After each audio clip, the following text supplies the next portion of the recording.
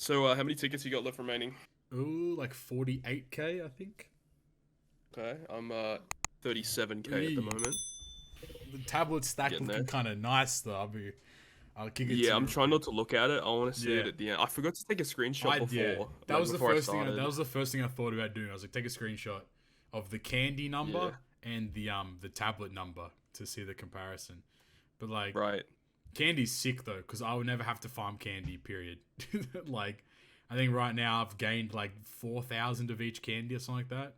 So like, I'm excited to see how many berries I have. yeah. How do you check that again? I totally don't You remember have how to to go do it. to like a character you haven't max limit broken, and when you try Oh, and unlock a node, it tells you how many berries it'll cost, and it right. shows your current amount. Okay, Yeah, okay.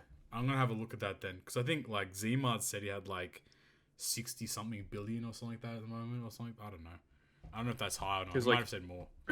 like you get berries every time you open a Kizuna box, and then you have to sell the Sell the candy that candy. you get. People, I don't know. I think that like it's annoying to sell the candy, but I still feel It like is. it's okay because you do get the berries out of it. I mean, if only berries were a little bit more useful, but I mean that's it's par for the course with Yeah. I most mean, items. after this Kizuna, like you don't need a like berry cave is basically You pointless don't at this need point. berries. You don't need candy. You don't need. Yeah, Chopper's useless. You don't. Yeah, Chopper's actually like is a tier -0. Like he's bad. Like, you don't need. What was I gonna say? You don't need tomes, like at all. Period. You don't need. Everyone should be using their limit break potions because like bro. It's actually so dumb. You get like there's in each box there's 300 small potions per box. Like it's too much. Yeah. It's actually too much. Oh my- But what isn't too much is another episode of the Good Great Perfect podcast. What's going on, guys? Yes, sir. Episode Let's go. 53 of the GGP podcast, OPTC podcast. You know what I'm saying? No Nightmare Sweat P because he's probably asleep. I don't know. He might pull up at some point. If he does, he'll make his grand entrance. But nonetheless, you got the usual He better suspects. pull up. I'll pull up on him. You got the usual suspects of myself. You got Flamevious, and you got Toddingtons. Not a lot of news. I mean, a lot of talking points. Not a lot of news to cover this fortnight. But without further ado, let's just jump straight into the deep end. I'm sure we're gonna have a fun discussion here. On the global version, we had the Kizuna Kuja parts just finished up, wrapped up a couple days ago. Yes. And How'd that go? And we're here now. Aside from getting into the nitty gritty, our team did very well. I want to give a big shout out to the whole squad, the Bandai Spies. We came third overall. Very proud of ourselves. Should have been second, but again, we'll get into that stuff. But before we jump into the fun topic of it, I just want to get a gauge from you, Todd. How did you think? What did you think of the Kizuna overall? How did you feel about the fights, the reward, or just in general? Because this is Global's first Pirate Alliance Kizuna. What were your overall thoughts on Yeah. it? I thought it actually went like pretty well, just like the event as a whole.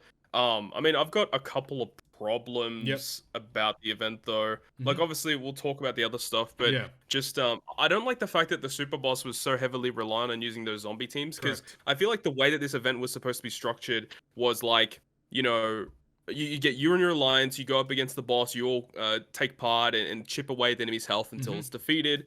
Makes sense, but the way that the event's structured, the enemy has so much HP so quickly that you basically have to resort to those types of teams in order to beat it effectively.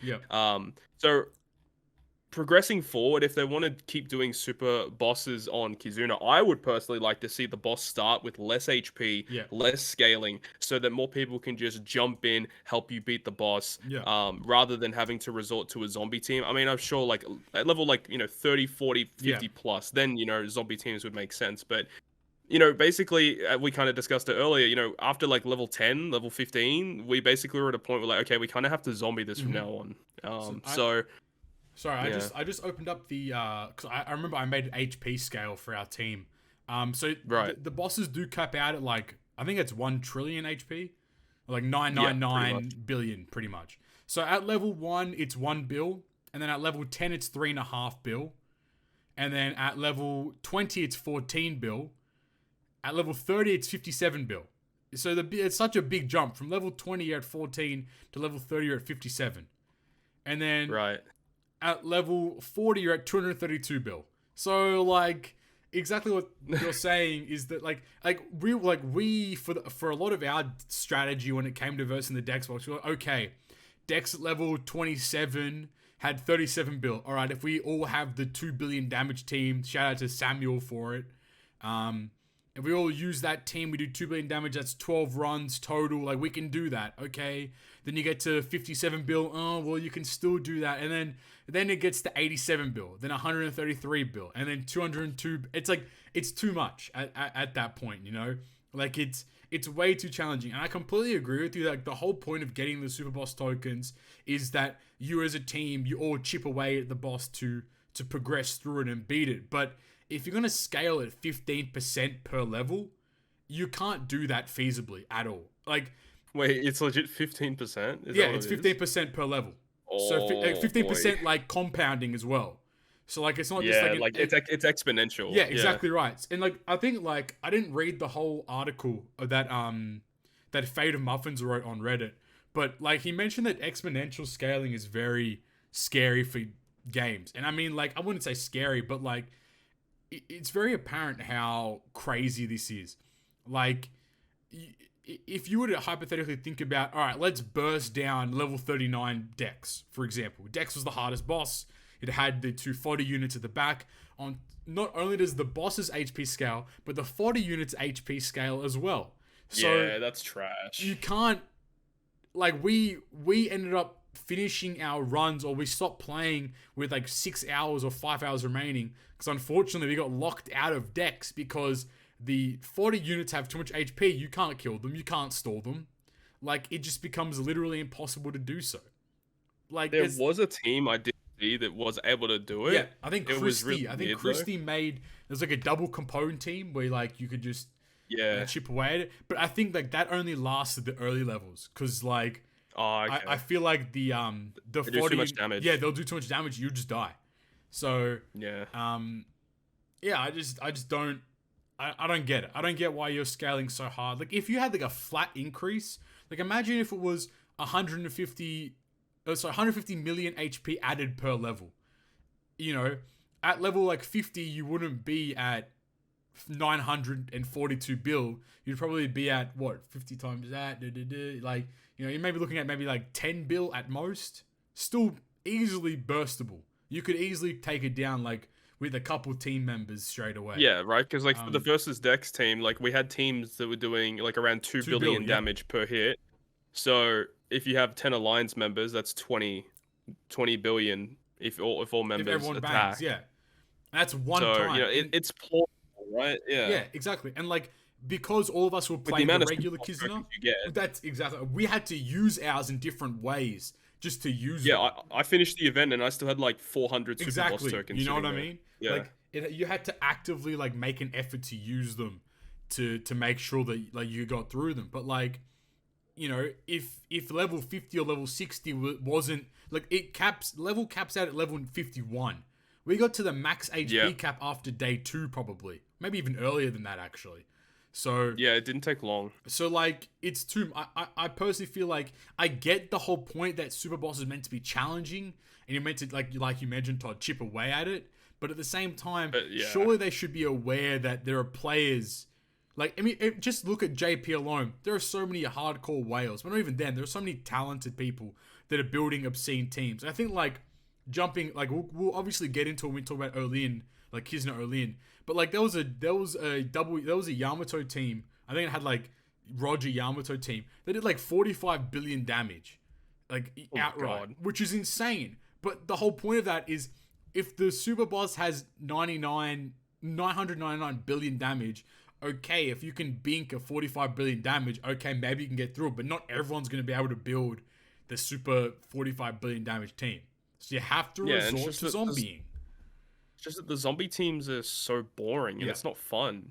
And you have to sit there for freaking ages. Yeah, tell me about Dex. Tell everyone about how did Dex go? Because you were one of our... So just a preface, we had a few people... We were fortunate in our team that we had a few people that could do Dex.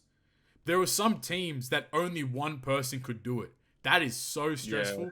So we were very lucky. I mean, like, I want to shout out our Dex guys, Todd being one of them, Game Freak, Akainu86, and Zmart were our 4 Dex people. So we were fortunate at least, like, you know, a couple of days there was like Game Freak did a lot in a row, or Todd did a lot in a row, but at least a few times there's a little bit more rotation, so it wasn't a lot of stress. But I know on the last day, Todd, you did like maybe 5 or 6 in a row. But, you know, tell us about the Dex runs and how did they go? So basically, in order to do the Dex run at the really high levels, you needed to have V1 Katakuri at regular 6-star form, by the way. Yeah, not Super Evolved, the strength version. So before I started doing it, I went back and farmed up some skulls again. Luckily, V1 Kaido the GOAT. Yeah. And then you also needed a Limit Break expanded Brook. So you needed the V1 Katakuri expanded at 6-star, and then Brook expanded at 6-star for both of your captains. Yeah. So that was already a hurdle that a lot of people had to get over, and not a lot of people could do it. Yep. So there was that. And then you had to have V2 Shirahoshi Manshiri, Shiryu and Kuma for the mechanics that they have, and Ace and Sabo, of course. I know that there were other teams people created with Shanks crew and other characters like that, but Ace and Sabo was great. And essentially, when you get to the final boss stage, you have to continuously activate Katakuri's delay. So you have to hit at least 1.5 million damage every single turn for 99 turns. Yep. And the reason why you needed Brook there, of course, is because after like turn 5 or something, like Boa just binds your whole team for 99 turns and you die. So you need to have Brook for the revive. And yeah, once you get all the immunities gone, then you can start spamming your specials of Shiryu and Kuma trying to KO them. And it took like 40 minutes per run, and if bad RNG hit, which it did a couple times, it'd take close to an hour per run. So it was not fun. And also keep in mind, like, I think I'm sure we'll keep that little part at the start potentially, but like you're mentioning, you either had to KO all 3 at the same time, or you had to KO the 2 units in the back and then leave Boa. Like, they had, like, it was specifics. Like, it wasn't just like you could bink, KO 1 unit, but okay, I can try again, or I can... No, there was only, like, specific things that you had to do in order to beat the run. Yeah. Fortunately, strength... And that's how you can get locked out. Well, that was the issue. Like, in our last couple runs, poor Zmart, he killed the Boa and 1 fodder unit, I think it was. And he might have passed the turn, or he might have reset. I don't know what happened. But then he had 1 fodder unit left, and he thought like, oh, well, maybe we'll just be able to go back into the quest and just kill the fodder unit. No. Everything respawns back, but Boa only respawns with 1 HP. So you can't stall on Boa. And she's target locked. And she's target locked, so you can't stall on Boa. So... And you need her alive to remove the delay every single turn. And if she dies, the enemy doesn't remove the delay. It means you're left with 2 mobs, and they do too much damage. You can't reduce damage against them, and you're dead. Yeah. So it was very tough. Like, and I give props to the people that went ahead and did that for sure. I mean, quick and strength were like... We're fine. Dead, they're fine. You could just, if you wanted to be like, to just be like whatever, you could just hit auto, and then after like 99 turns, you could start popping specials. You reset, pass a turn, pop special, reset, pass a turn until you clear anything of the sort, which is perfectly okay. But I don't know, like it's a very flawed system when you don't anticipate that that's a plausibility. I suppose like it's so easily solved by just not having the super boss. You don't have the super boss scale so high in terms of HP. Yeah. That's easily fixed. There's no more zombie. You don't have to zombie at all. Because if the super boss at level 50 had maybe 15 billion HP, well, if we were able to do 2 billion damage to it per person, that's 7 or 8 people that need to hit it. That's fine. You can coordinate that really easily. And shout out to our team, communication was on fire. Like we were just like a conveyor belt. Like it just did not stop. So I think that's definitely why we were able to rank so highly. Oh yeah, and also shout out to Carissa for the big brain move of increase. So every time, do we keep that on the DL? Do we need to? I don't know if 86 kept told anyone or not, but maybe we keep it on the DL. No, fucking send it, bro. I don't care. Tell them. They can figure it out. So Carissa had the big brain idea of so every time you enter a super boss, every time like a certain amount of people enter. So I think for the first 2 people, the person gets a 1.1 stat boost.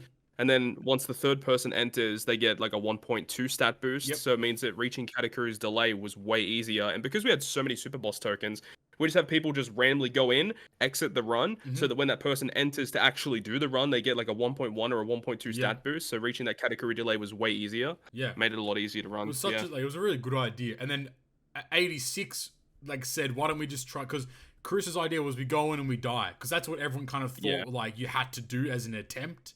But then 86 was like, why don't we just try going in and quitting? And we went in and quit, and we also got the boost still. So then now it was even faster. So just jump in and jump out. And our whole team was just on a conveyor belt the whole time. In, out. All right, quick decks, RNG time, blah, blah. Like we just kind of thought of like we had a really good like flow of of getting things done. Like, all right, on RNG, Dex standby, and then the Dex person was ready to go. And then when you said you were done, everyone kind of jumped in to get the boost, jumped back out. Like, and it was always like 3 to 4 people online at the same time too. So like it was very positive, and there was that was one of the big positives with our alliance is the fact that we had so many people in different time zones. Exactly right. So we could always have like someone doing stuff. So when me and Todd was asleep, would wake up to max tickets, and then when they would go to bed, the same thing would happen pretty much. So like, is that did we talk about that in the episode so far about the ticket caps? Now let's get into the bullshit of this event. I feel like I don't know if is there anything like interesting that we haven't touched on for the Kuja Pirates Kizuna at all? I don't think so. Well, the Kuja Pirate unit themselves is really good. Very good unit. I think it's like a delay through immunity with a self-procking conditional. I think it is. Yeah, if you've got 50,000 health or more, it's a guaranteed delay, 1.5 conditional boost. Really good. And it's an attack boost for Free Spirit and Shooter as well. Like, I think it's got utility too. Like, it's actually like a really good free-to-play unit. And there's no reason to not have them 5 and 5+, I think. Nah, you don't need both. I think they've both got the same cost, so there's no point. So just make sure you guys 5+ units. But all right, good unit. Let's get into the not so good stuff about this event. Todd alluded to it earlier, but Kizuna tickets were capped. Unfortunately, for some unbeknownst reason, and it makes no sense because JP is running Kizuna O-Lin alongside Global pretty much. Yep. And they don't have capped tickets. Why are Global tickets capped? So when we say capped, we mean that if you reach 99,999, you don't earn any more tickets. There's no no display thing like on JP. It only displays 999, 999, and then it has like all the extra in the back end. There wasn't that. Nope. It's as soon as you spent the ticket, your number would go down straight away. That's it's like limit break materials.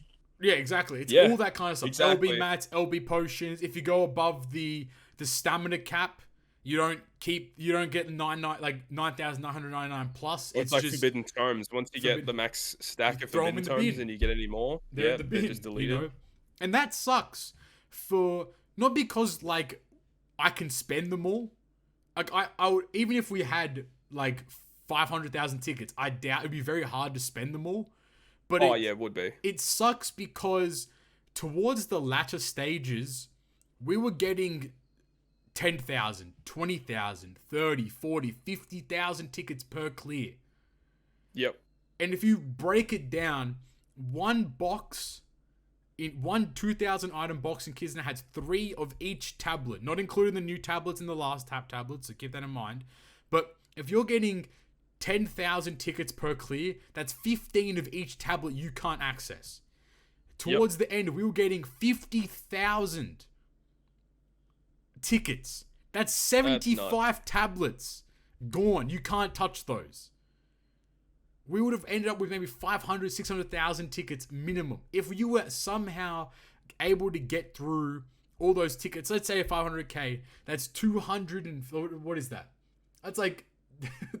That's like what, 250 box clears? No, way more. 2,500 box clears. I don't know. Some obscene number. I think you would have ended up with some grotesque 750 of each tablet. And also the amount of candy and support medals. Yep.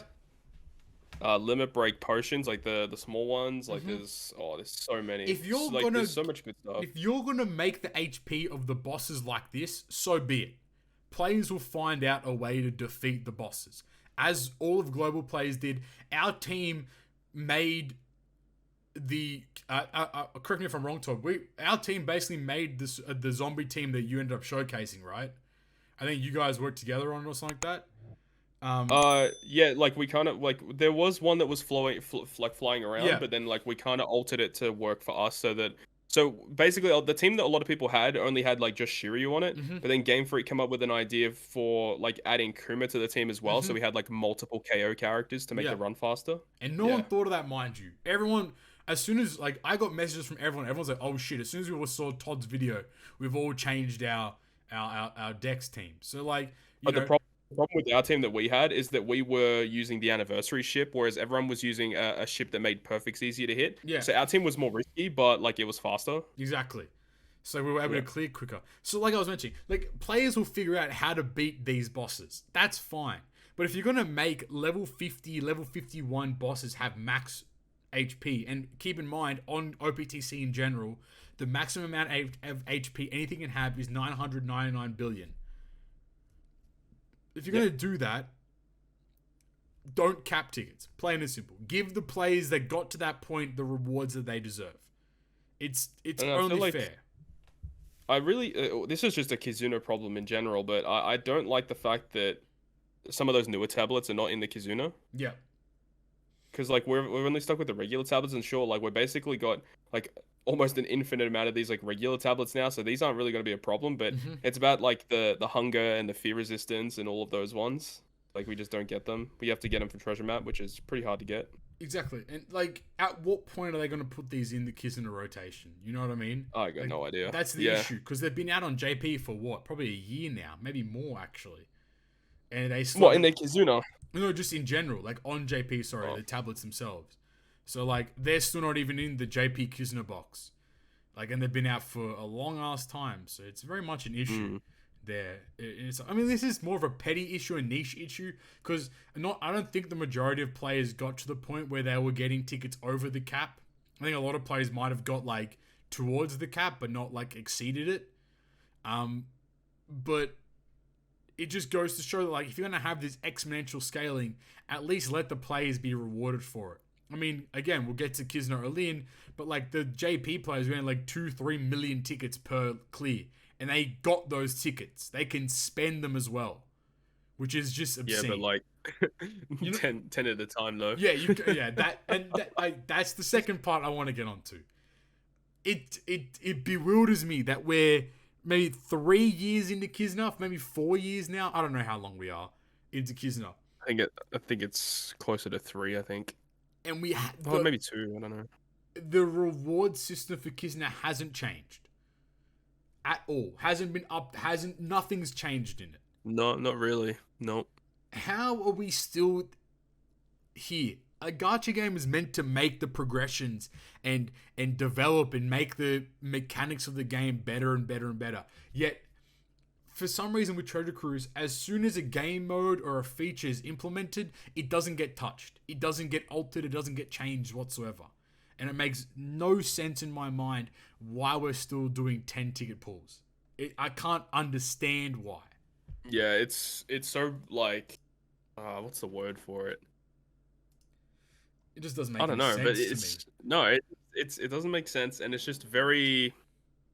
It's like it's backwards. It's primitive. It's silly. Primitive is the word I was looking for. It's very archaic. It's very old, like old style. Like, yeah, maybe if I was getting 1,000 tickets, if I do 10 per, like you can get through it. We have 99,999 tickets. If I gotta tap my goddamn screen so many times to get, you have to tap like 9,000 times more. 9,999 times I have to tap my screen to get through that many tickets. You're joking me.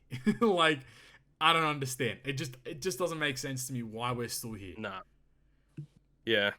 And like we've talked about it time and time again, there's so many great examples of doing this system. I'll mention it a million times. I don't know if Dragalia Lost still does it or not, but their system is fantastic. They have the same thing where like the reward, there's like a specific reward, like that's like super high value, and you can set the game to use all your resources or all your tickets, for example, until you receive that reward.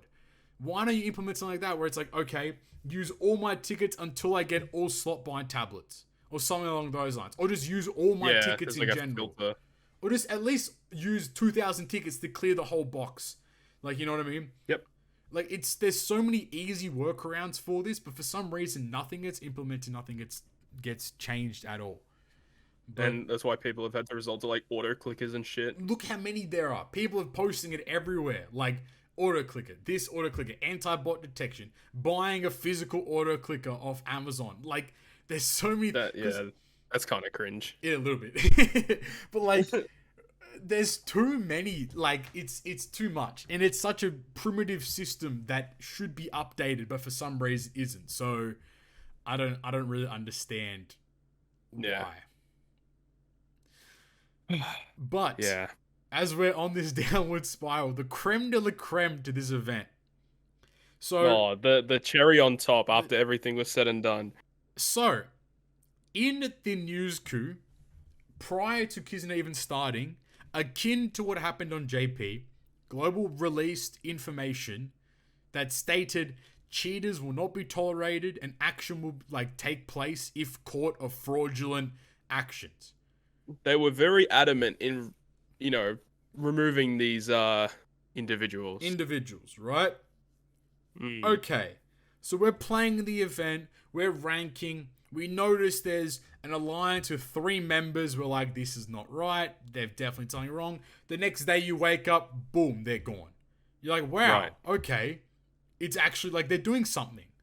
Every so often... Yeah, and that happened more than once. Exactly. Every so often, you'd see a team just out of nowhere gain 50 billion points in 2 seconds. And you're like, okay, that's not okay. Bink, they've been deleted.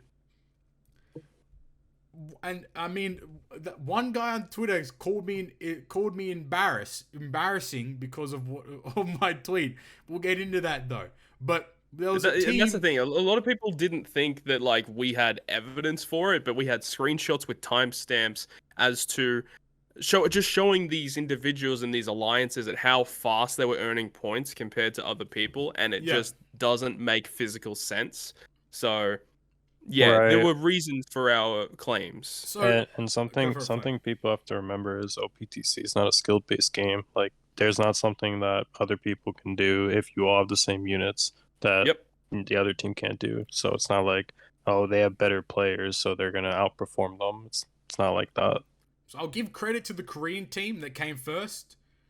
Hands down, they were legit and they were incredibly quick. And we kind of mathed it out with a little bit of leeway that the most you could earn is about 3 billion points an hour. Because if your dex run took 35 to 40 minutes, you could also do the V3 Blackbeard strat for the quick boss. You could clear it in in a couple minutes. And you could zombie strength, which could take you maybe 15 to 16 minutes if you're tapping the whole time yourself. About an hour for 3 billion points. Second place, I'm not going to mention their names because they don't deserve any spotlight. They don't deserve any recognition. They're pieces of trash, in my opinion. That's my opinion. I'm not going to put it on anyone else's head. Bunch of fucktards, if you really want to get into it. They were earning 10 billion points in an hour with 3 alliance members. Please elaborate. If you think that what we're saying about this team cheating is embarrassing or it's dumb, by all means, I want, if it's physically logical for a team to earn 10 billion points an hour, I would love to know, because I would implement that for our team in the future. And the fact that one of the members in that alliance had already been flagged with a red name. Todd, what does a red name mean in Treasure Cruise? Well, that would mean that individual has been flagged for modding or using fraudulent methods to play but Kizuna. I thought they were going to crack down on the fraudulent individuals. Well, you would have thought so. That's what they said. A lot of the time, even before the event, during the event, they've said that they were going to crack down on these malicious individuals. And turned out that the team in second place, like Todd said, has one of these people with a red name, and they didn't get cracked down on. They still came second place. And we know they came second place because we came third place. And the team above us was them, and the team above them was the, I'm going to say, I think they were called Shadow Warriors at some point. So we'll say that. The Korean team. So yeah, the Koreans were first place. This team, that questionable, team was second. We were third. Assault Force, which was Gin, and Among Us ERA's team. Shout out to them as well. They were fourth. I know Tower Corner was around the top 10. Tower Corner was 11th, I think. So I think they got gypped top 10 because of this team, too. So yikes. I'm not crying. I don't care. I came third. The rest of you guys are hard stuck in the thousands, bro. You're trash to me. I'm not crying. I did well. My team is still happy with our result. But I feel cut because it doesn't make sense to me to go to the extent to put a post in the game saying if you cheat, you will be like removed. Your points will be removed. And you have a team that has a cheater. A red name indicates you have cheated. And to still let them have their points. And no, I think someone said to me, I don't know who it was. I'm not going to give their freaking name out because they're a loser anyway. That, you know, I quote this. MFers expects the whole, and this is talking to me, by the way. MF expects the whole alliance to be banned because of one cheater. Instead of whining, maybe come up with a reason that wouldn't be unfair for the other members.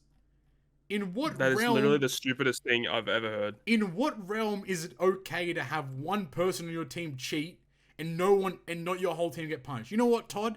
Next time, I'm going to cheat in O-Lin. I'm going to get banned, and you guys can still come first. They're not like, that's exactly. Fair that then. Looks fine, right? That's fair. According to that guy, it's perfectly normal.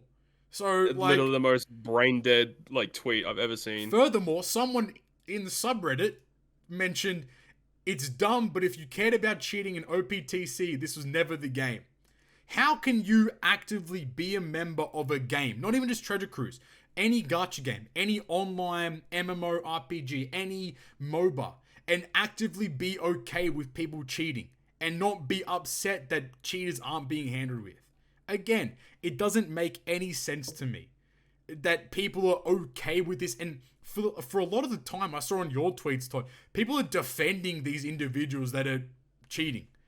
That like, how can you say that? Where's your proof? Oh, where's the proof, man?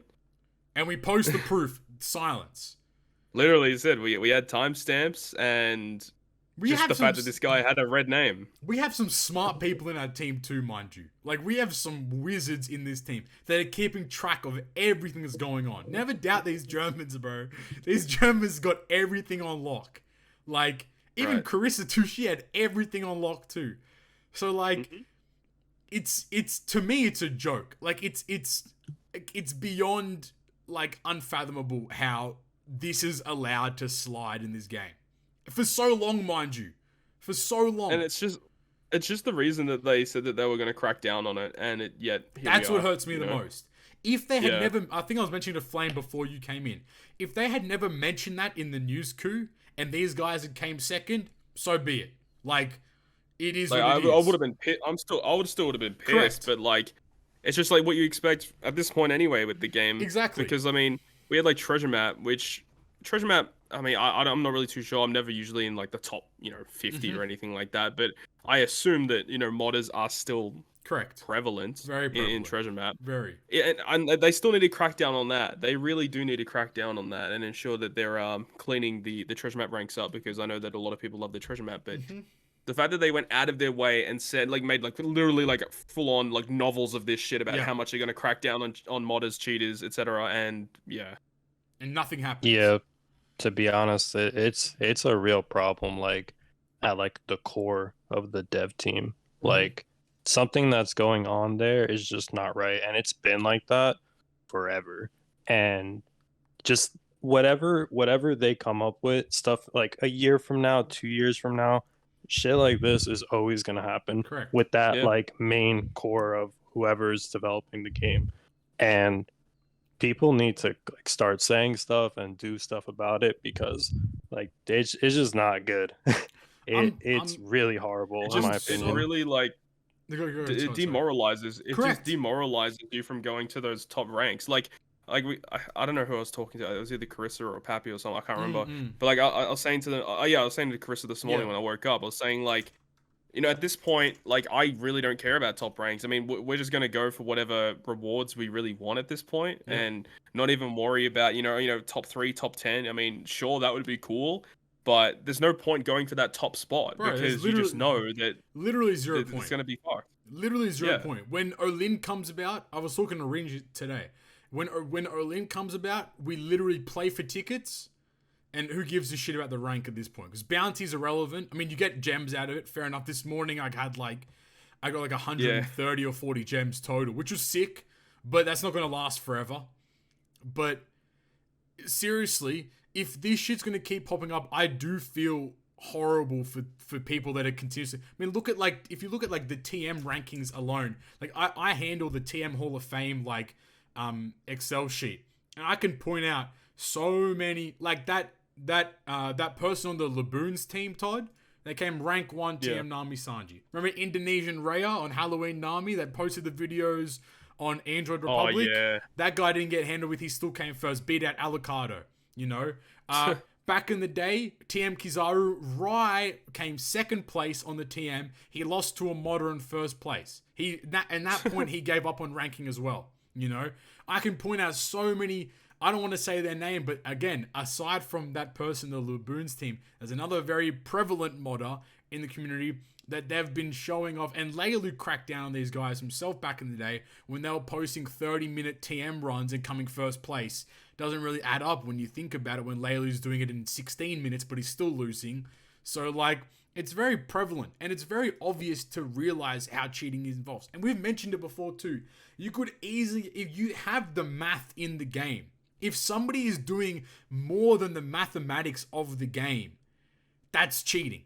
They have the number that it can't be exceeded by. They have the maximum potential embedded in the code. If somebody is doing 20 trillion damage to a boss when the maximum you can do is 999 billion, then please, like, that's so apparent.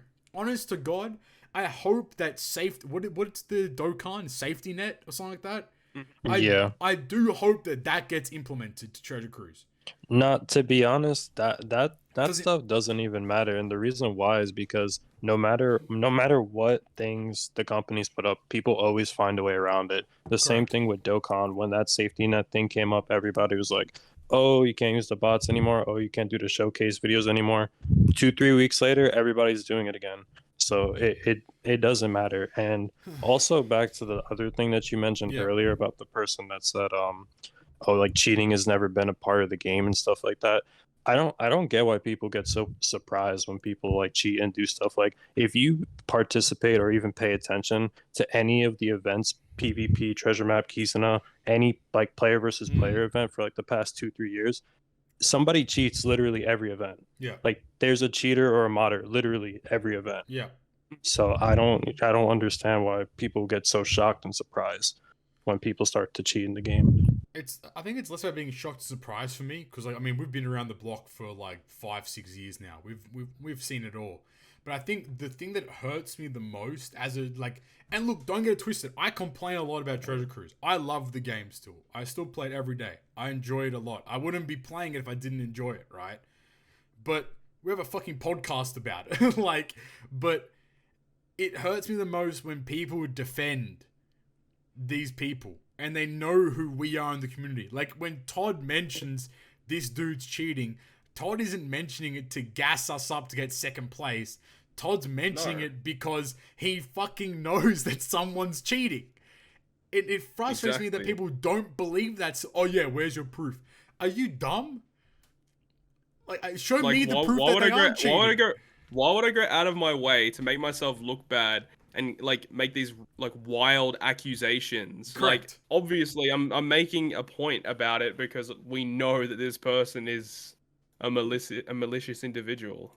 So it doesn't compute. People are just dumb, dude. It doesn't make sense to me at all when they defend them and then they say, oh, and then the other person said it's dumb if you cared about cheating in Treasure Cruise. That doesn't make any sense to me. You play the game. Why would you not? Because you do know that if they were in our position, they would be saying the same shit. They'd be popping off. That's exactly right. They'd be they'd be like, oh, we deserve second place, blah, blah, blah, blah, blah. Like, and then, we'd sit back and be like, well, yeah, you did, because we're normal human beings. We've been playing this game for long enough that we can, people deserve ranks. People deserve, the amount of times I've seen my friends get gypped in rankings, and I feel horrible for them, because you can tell they're putting in so much time and effort into the game. And they're losing because some jabroni sitting there playing with his balls, coming first play in treasure map by using a max damage team. And by max damage, I mean literally you tap one time, it does 999 billion damage. That's just too much for me.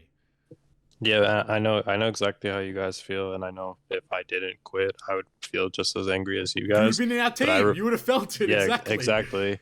And what I feel similar to you guys is I remember during the Summer Blitz with Pudding, I was ranked number 1 for 3 days. Yep. And I'm not saying that the person that did this cheated. They may have not. But over like the last 30 hours, the person that ended up passing me, because I did have to work for 6 to 7 hours on the last day, they played, or at least their points were going up for 30 to 40 hours straight without stopping. And the person claimed that they were just playing all day, which I mean that's kind of crazy to be honest. But bro, Leilu had remember the Leilu interview, Todd, where he had the fucking Excel spreadsheet and he was tracking when people were sleeping. And that one account, and I'm not going to mention their name, they didn't sleep for the first 48 hours. Like, yeah, that's possible, but it just doesn't make any sense. It's sus. You know what I mean? It's so sus, because who in their rhyme, unless it's like this is like a TM, it's a 5-day event. You're really going to stay awake for the first 48 days? Like, I don't know. I mean, people do. I mean, people prep fucking chicken and pasta, for God's sake, to play Treasure Map 2. But, I mean, that's beside. I'm throwing hands, bro. I don't give a fuck anymore. If I was Bandai, or at least on the dev team, what I would do punishment-wise is the person or people on the team that modded or cheated, I would just ban them. And anybody that was on the team, they're just not allowed to receive any rewards for playing the next Kizuna.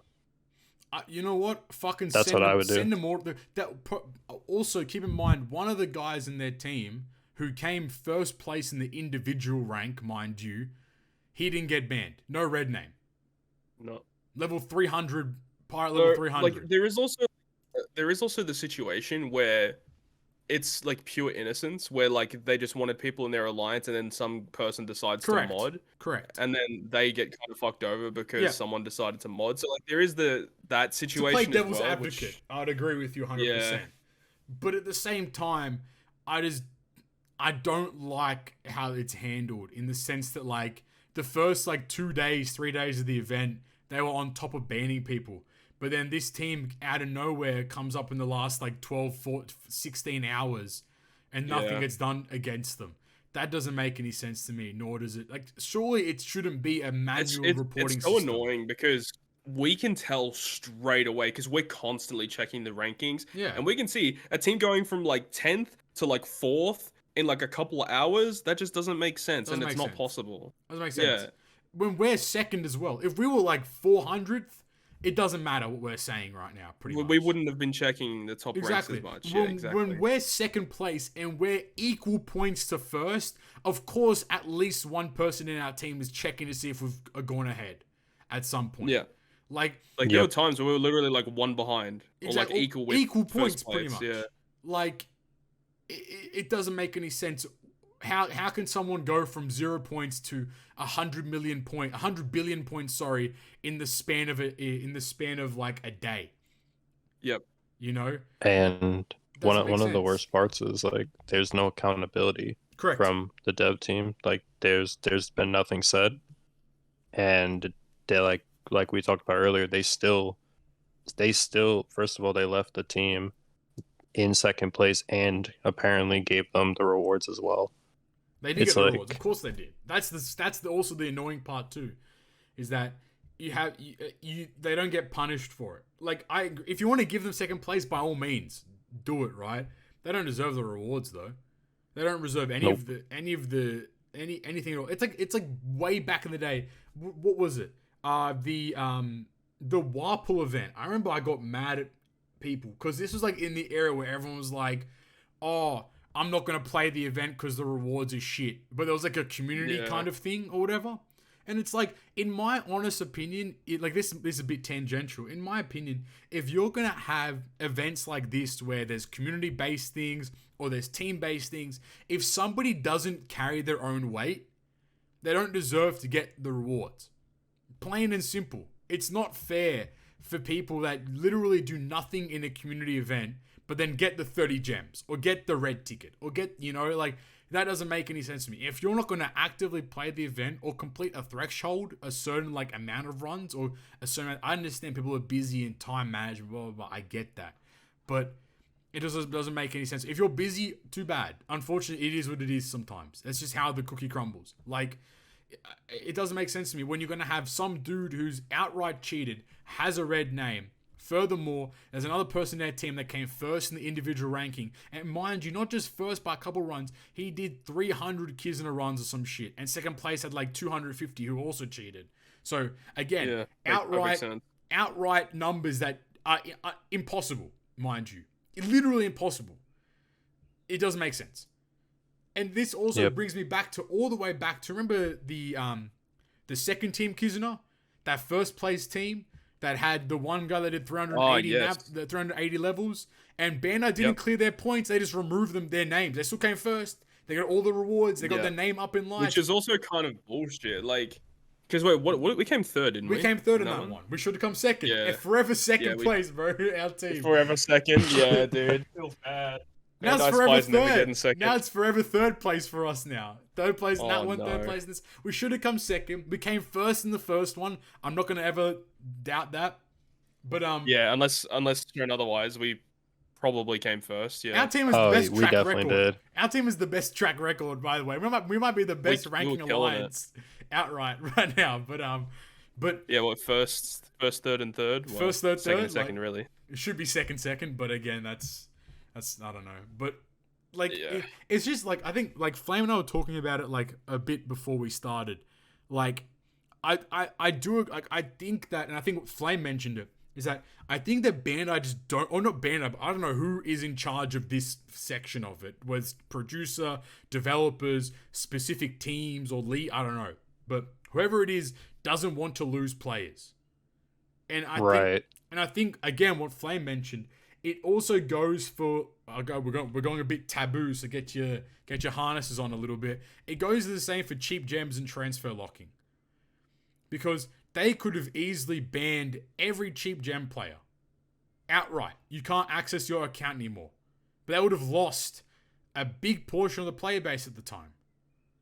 And I think for them, that's a very scary thing to do. I think that's a very intimidating thing, because if you want to do that, you're going to lose maybe a large portion of your player base. Same thing with this kind of stuff, where you're going to have these guys that are cheating. Okay, these jabronis level 300, 400, they probably just started playing or whatever. But if you ban their accounts, they're not coming back. They're not going to keep playing. There's no way they do. So I think that there's this level of scarcity and unsureness where they don't want to pull the trigger, because if they do so, it might cause a big backlash, and it might cause a lot of people to just outright leave.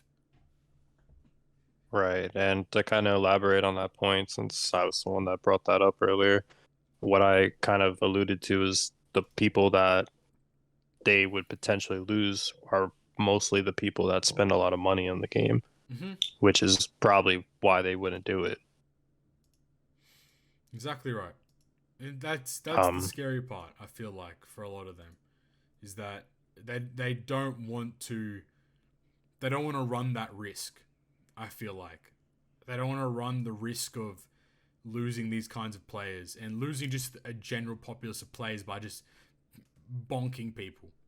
If you go and look at the modded APK, where the modded APK is handled, it's Android Republic, I think it is, it's that's the website.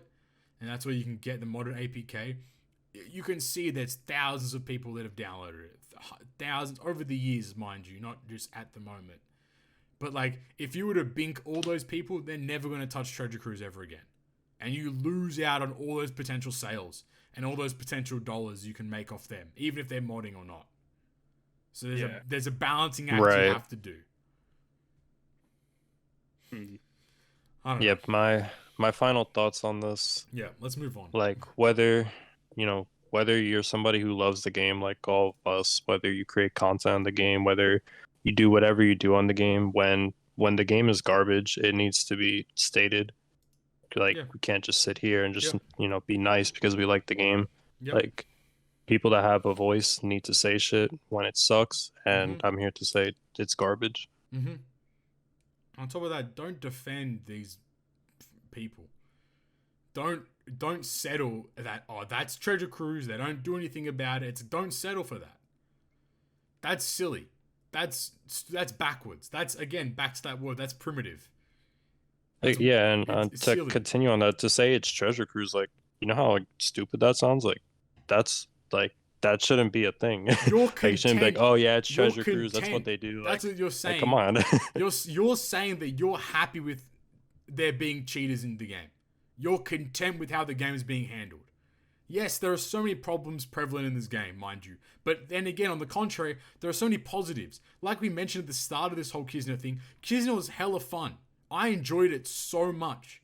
Purely because it was like, we were competing as a team. Communication was important. We were talking, we were strategizing. You know, like, oh, we could do this faster, or we could do this a little better. Or, oh, I'll do these 2 runs, then you do the next 2, then you know, like, there's all that element of teamwork, and it makes it so much fun because you have a team of 10 players and everyone gets involved and everyone's a part of the quote unquote sacrifice to get to the top. You know, that's the fun part of it.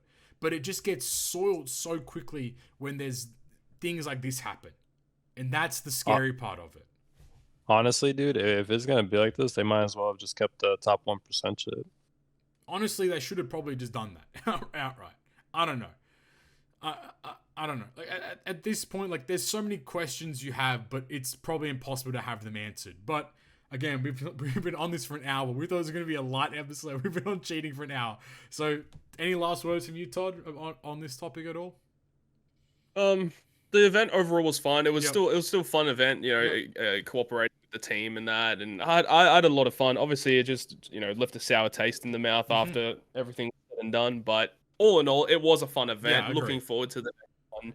But I just want Bandai to improve, basically. Oh, and I'll say it again. We didn't try again, mind you, but we weren't trying at all. Hey, do you know people got pissed at me for that? Everyone kept tagging me all day. Oh, you said you were trying. You were trying. I was like, yeah, we're not. We're going pretty slow, actually. We're trying. We got first place. What are you talking about? Yeah, bro. Fucking. Hey, man, maybe next one I'll be back and get second place. Yeah, with 6 plus pudding. All right, let's jump into the next. Not even out of nowhere, just all of a sudden, Whitebeard vs Shanks and Marco Sugofest is that came out pretty quick on the global version. Pretty quick, as in it literally came out. How many days afterwards?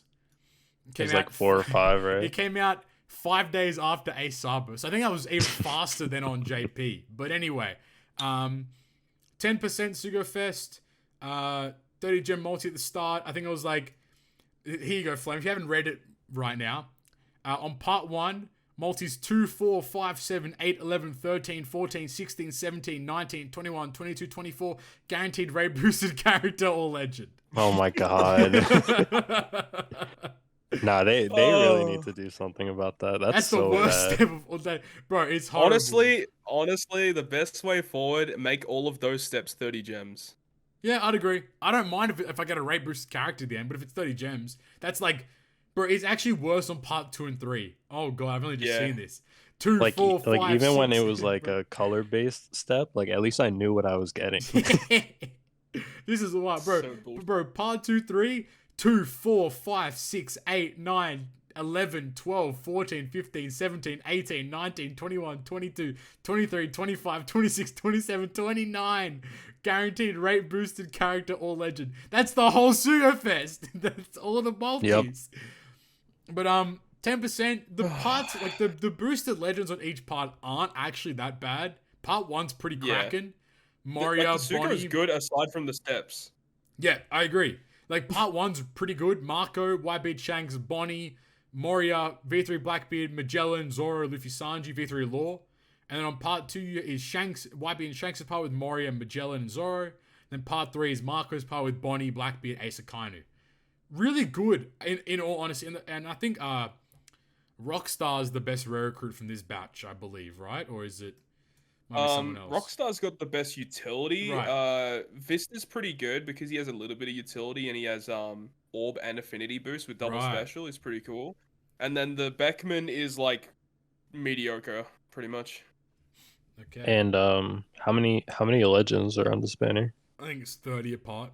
So I think it's 10% on what? part 1. Part 1 is 30 legends, and then 2 and 3 are 20 legend. Yeah. Oh, don't tell me. It's not 10? Is it because it's a 10% rate? It's not 10? Yeah. Oh, that's whack. Yeah, don't pull on that. But Todd, I know you did pull. How did your pulls go? If you like the rare recruits, they were good. Yeah, that is true. I got all the rare recruits in 6 multis, so I'll take that. But the legends were underwhelming. So no Marco. Nah, none of the new ones. But that's one of the good things about these types of Sugos. Like they are skippable, and the fact that these legends are generic legends, they're going to be available on every ticket moving forward. They're going to be available on a lot of other Sugos. So they're going to be available in the Metal Exchange at some point in the future as well. Like you can skip these banners. As good as Whitebeard versus Shanks is, I think he's a great legend. I think he's literally one of the top 5 best in the game on Global anyway. As good as he is, you can get him later. And I will say that when he first came out, I didn't think he was that good. But then when you see him in play, I think a lot of people were the same. I'm pretty sure everybody in our call said he was bad. We were like, it was kind of mediocre, but they're actually kind of schmacking. So good on him. He's good. He's really good. Very, very good overall. So excited. I mean, I'm excited purely because, like, for me, I mean, we'll probably get into, like, because I think we got a question about what to pull on. So we'll probably get into a better discussion there. But like, I think it's pretty positive because a lot of the Sugofests coming up are just very skippable, like Todd said. So, like, to have a lot more legends available to you to pull on when you go to pull is a lot more exciting, I feel like, because there's a higher chance of you walking away with something new. So, very positive there. But, like Flame said, skip this shit. It goes for a month. Don't bother spending your gems here. Wait for TM banner when that comes out because you know they're going to be boosted on their individual parts there as well. I think they're boosted on the Scopper. When he comes out, the PvP rare recruit Scopper, I think Whitebeard and Shanks is boosted there with Enel as well. So that's 2 fantastic legends you can end up picking up. They're going to be on the treasure map, right? They're going to be on the treasure map too. Yep. And with Sanji, exactly right. So an even better chance to spend your... If you want to pull, you can pull for Sanji, pull for the boosters, and have a team. He should have the same rate on that TM banner that he does right now in his own banner. So it'll be that plus Sanji. Exactly. So, like, again, a better chance plus... And plus only 10 legends on those banners too. So, like, you know, always going to be a good shout there. But, pretty skippable there. JP. We alluded to a little bit before, but JP had the Kizuna O-Lin. We mentioned what the unit did in the previous episode, but what we want to talk about a little bit real quick is how obscene the tickets are. Because that's what we mentioned it to a little bit before, but it's actually fucked. Like, next level. Genuinely, like, it's so many tickets were available. Like, I think... So, like, the thing about it was the fact that they could zombie all of their bosses and they didn't have to resort to, like, Dex team shenanigans like what we had to. You just go. They could just use, like, regular zombie teams. It means you could clear it in, like, 10 to 15 minutes per run? Probably about 15 minutes. Whereas, like, for us on the Dex run, it took 40 minutes to an hour, so they could get so many more runs in, resulting in people reaching up to level 300 in the Alliance Kizuna. And because the ticket rewards are exponential for every clear, they stack up pretty quick. Very quickly. Around those level 300s were about like 2-3 million tickets. Million! Right. That's too much. What are we at? It's a bit absurd. 3 million tickets divided by the 2,000 item box. That's 15,000 box clears. 1,500, sorry, 1,500. By 3 of each tablet, that's 4,500 of each tablet if you manage to get through the 3 million tickets. Well, 4,500.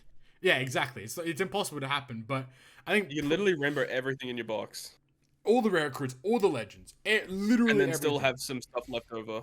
Exactly. You would never run out, probably. Like, that's the thing. You would never run out. That's actually crazy.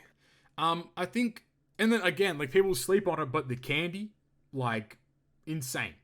You have candy for the rest of your days. Like, Chopper's non-existent anymore as a candy boosting legend. Like, yeah, it's wild how many tickets were available. And I think the coolest part of it was that the tickets were uncapped on JP.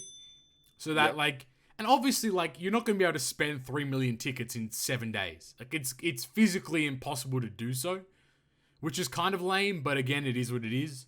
But I think it's cool that they had the tickets available to them, so that even if hypothetically they could spend the 3 million tickets, or they managed to, then, like, you know, you'd benefit from that. There was no cap on the tickets at all, which is really cool, I feel like, because again, that's so many rewards, and you deserve those rewards. If you're getting to level 300 Super Boss, for example, like, of course you're going to deserve getting 2 million tickets for it. But like Todd said, there was the easy brain dead, like, straightforward zombie teams. Shout out Subconsi, one team versus all for the Super Bosses. So in theory, and it's autoable. You can just hit auto and it's fast, because he came up with a really cool strat of using Legend Toki to quickly get through the auto, so only 2 units would hit, which is in itself ingenious, but very, very interesting. And I'm very excited for that to come around to Global at some point too. Pretty cool, actually. Yeah, Legend Toki is so good. Mm-hmm. And we'll see. Yeah, and what was I gonna say? And yeah, like I mentioned too, like, because this will be the Kizuna where Yamato's also available to use, so you can get some really high damage teams. Plus, you have to keep in mind that there were 3 ticket boosters, 1.25 each. So in theory, you could have 4, and then all of them as captains were 5x Rainbow captains. So like, and the Sugofest itself is very good for this event. Like, it had all the Kizuna legends available on it. It had Legend Lucci, who was brand new, Boa, Kid, V1 Kaido, Jack, and Dex Sabo. Like, it's a very good very good Suga to pull on, especially if you're of the mind of skipping Toki now and going for her later on. And even if you don't have any of the Kizuna legends, because it has all of the Kizuna legends available on the banner. So it's a very good banner to actually pull on, mind you. I mean, it kind of sucks because it's at the same time as Yamato's banner and all that kind of shenanigans. But for a Kizuna with 3 boosters, it's a very good banner. So keep all that in mind coming forward with all that kind of stuff. But it is crazy how good they make the Kizuna legends. Yeah, it's comparatively to like everything else. Like, the Kizuna legends are so nuts. It's too much.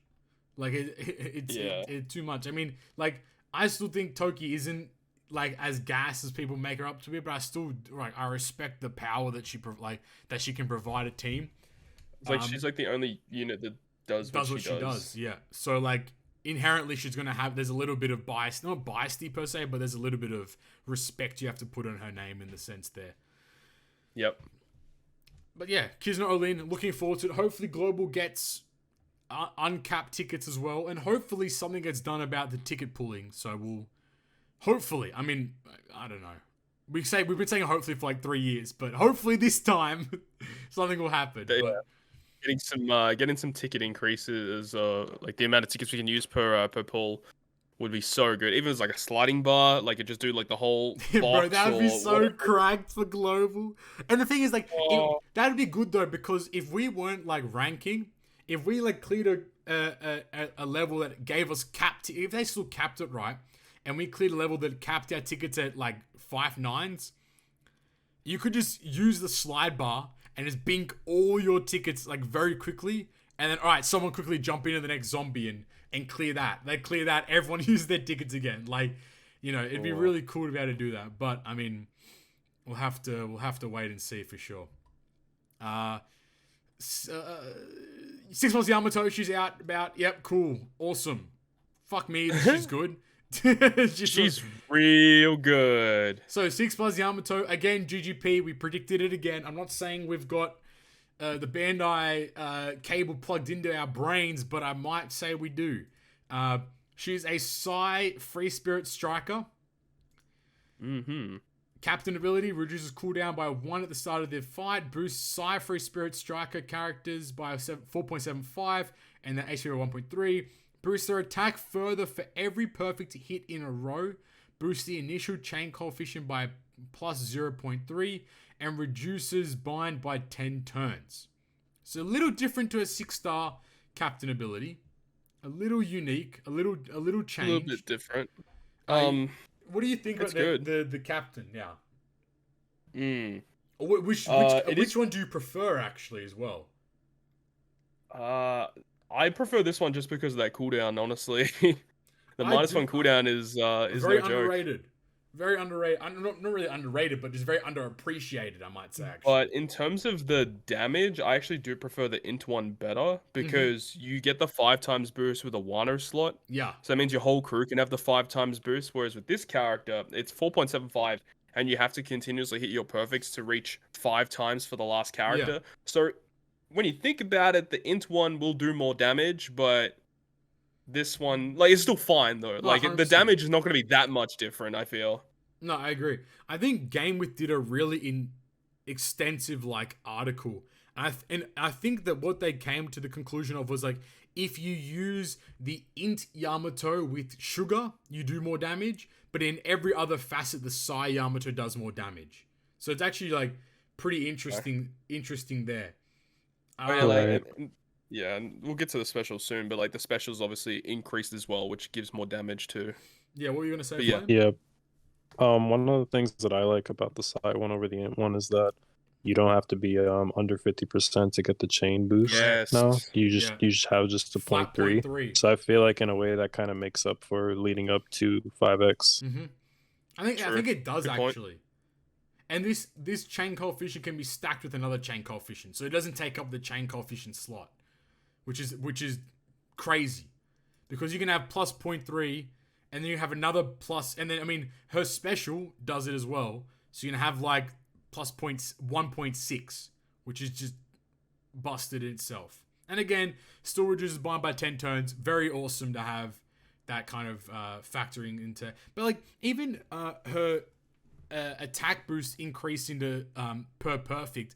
I mean, when you think about it, 4.75 to 5x isn't that big. It's not that big of a jump. Which is a big positive for her as well, because at least you're not losing out on so much damage with the earlier units you're hitting with. Because usually you'll have like, you know, it starts off as like a 3.25 and it goes to a 4x, or it starts off at a 4x, goes to like a 5x or whatever. So then you have to at least do a lot of, like, you'll lose a lot of damage overall. But here it's like you get plus 0.05 per perfect until you get to that 5x hit. So there's trade-offs there for sure. Her special cuts the HP of each enemy by 20%, inflicts increased damage taken by 1.75 for 1 turn, makes perfects easier to hit for 1 turn, and adds 1.3x to the chain multiplier for 1 turn, and changes block and matching orbs into Wano orbs. Wowzers. Yeah, she's too good. Her special's cracked. Like, her special's absolutely cracked. It's insane. It's a damage dealing special. I mean, increased damage taken on the enemy is always going to be really good. Obviously, it doesn't go through immunity, but I mean, it's still good. Who cares, right? It's the second highest chain boost in the game. I forgot that Rumble Kizaru is a thing, who is 1.4 with his chain. Yeah. So this is the equal second highest. And I mean, block and matching into Wano is ridiculous, considering how often you'll encounter block orbs. Like, just being able to change it into a Wano slot, like, what the hell? And the fact that it changes it into a Wano slot means that the enemy cannot react to change them to anything either. Yeah. Sorry, and if you didn't know, the int one had a 1.1, so she got a 0.2 increase here. And that 0.2 increase, it doesn't sound like much, but that's a lot of damage overall in the grand scheme of things. It is. It's a side Jinbei support. Yeah, exactly. It's a free, and then you can't do it actually. That sucks. But like, exactly, like it's a free bink to the damage where like it's just so much more output there. I don't think her super type got changed. It just got changed color wise, and that's about it. Nope. So yeah, it's a chain multiplier super type thing is really good because that stacks with the 0.3 captain effect as well. Yep. So yeah, it does a lot. It does a lot. Like the The unit's chain great. that she gets is crazy. Like Yeah, she's a really good unit. I still hate that they 6+ those so quickly. I still dislike that, but the unit's really good, like really really good too. So I guess Sorry, I was go for Flame first. No, I was gonna say we mostly talked about it last week, but one of the coolest things about her now is the units that she works with being Psy and Free Spirit when we were kind of guessing. Just Roger. So I mean that's what you need to care just about. gonna be just ridiculous. Roger. That's what you need to worry about. Her and Roger is insane. Even just her potential abilities as well, like it's like hunger by 3 at max, and then she completely gets rid of slot bind as well. Her having a hunger is fucked. Her having a hunger is busted. It's so that's busted. So good. Yeah. I guess the question on everyone's lips: should you pull for 2 Yamatos? You don't need to, I don't think.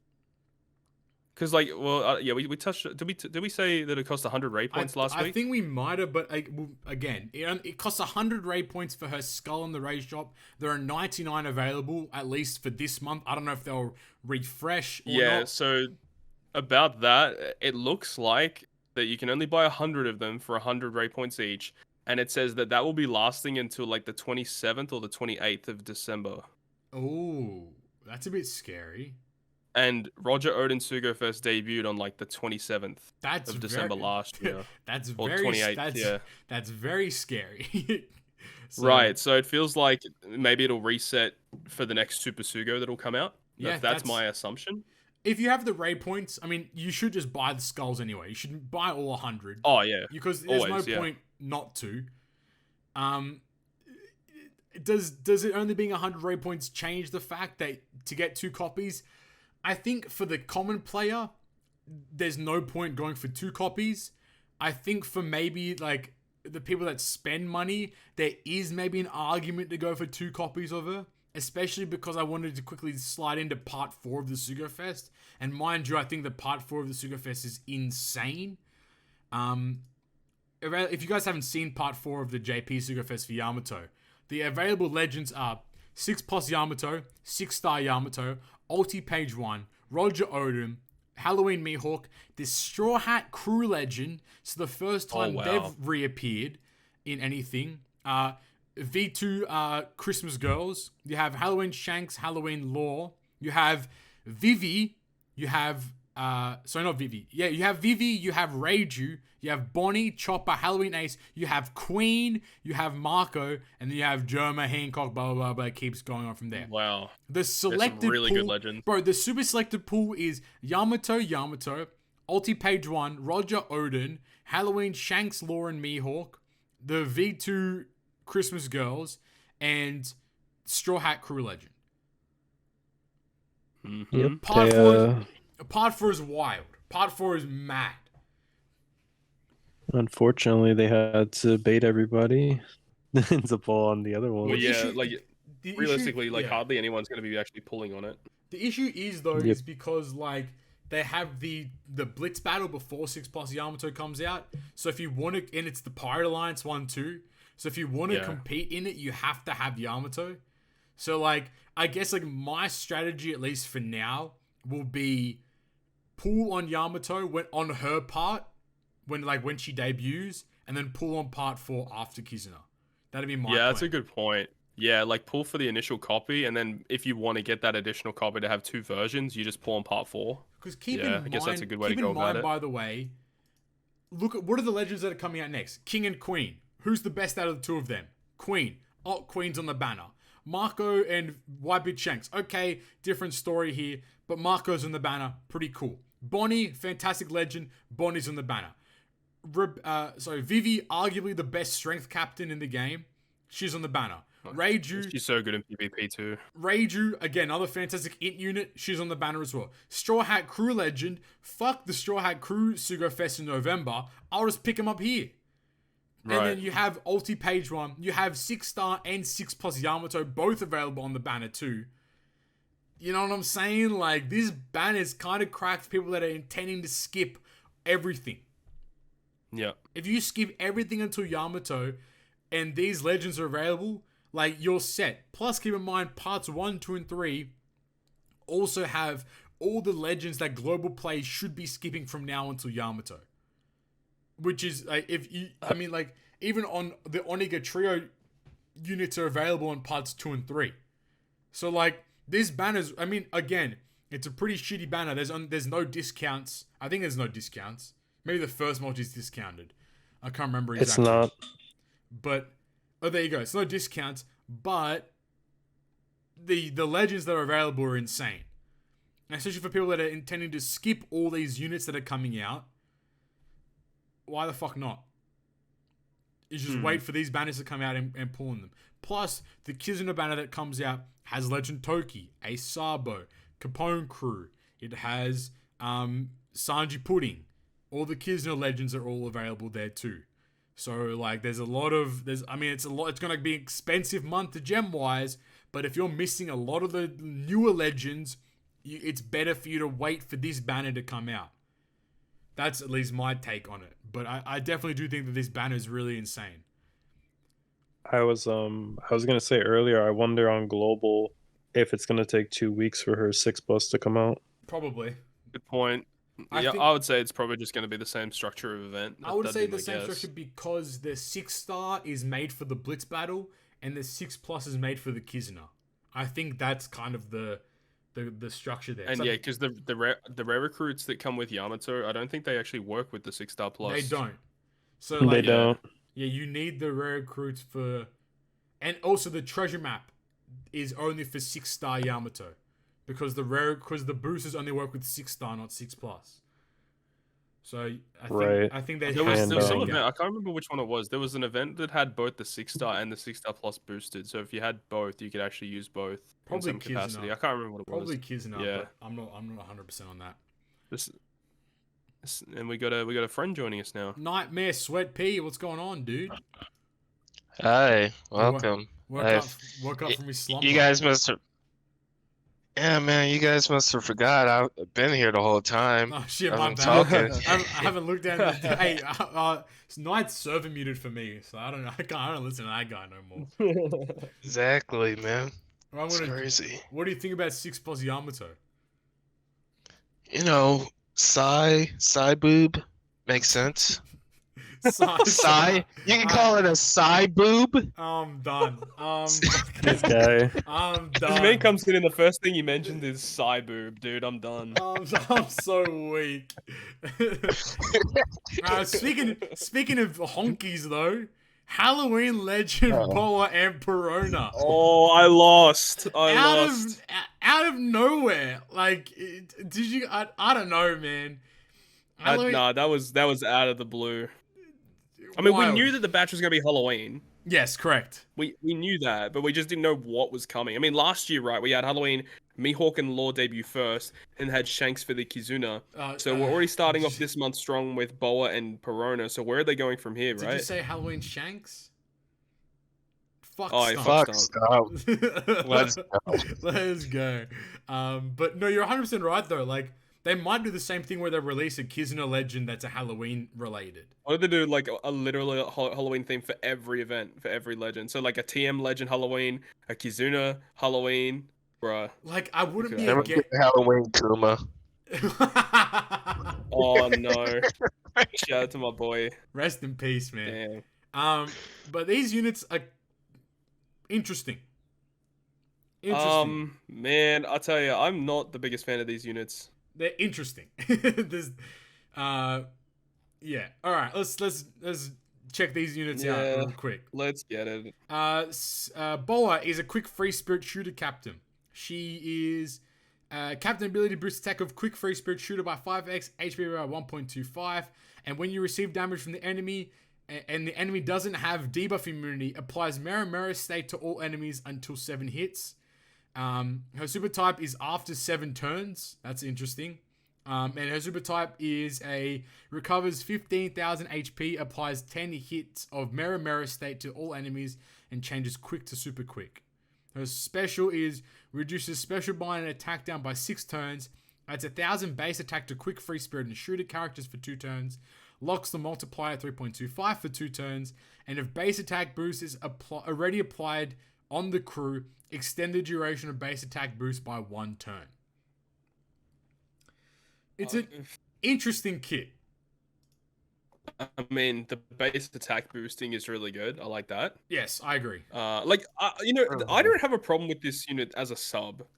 As a sub, I think her special is very good. Correct. Yeah. I don't understand her captain ability.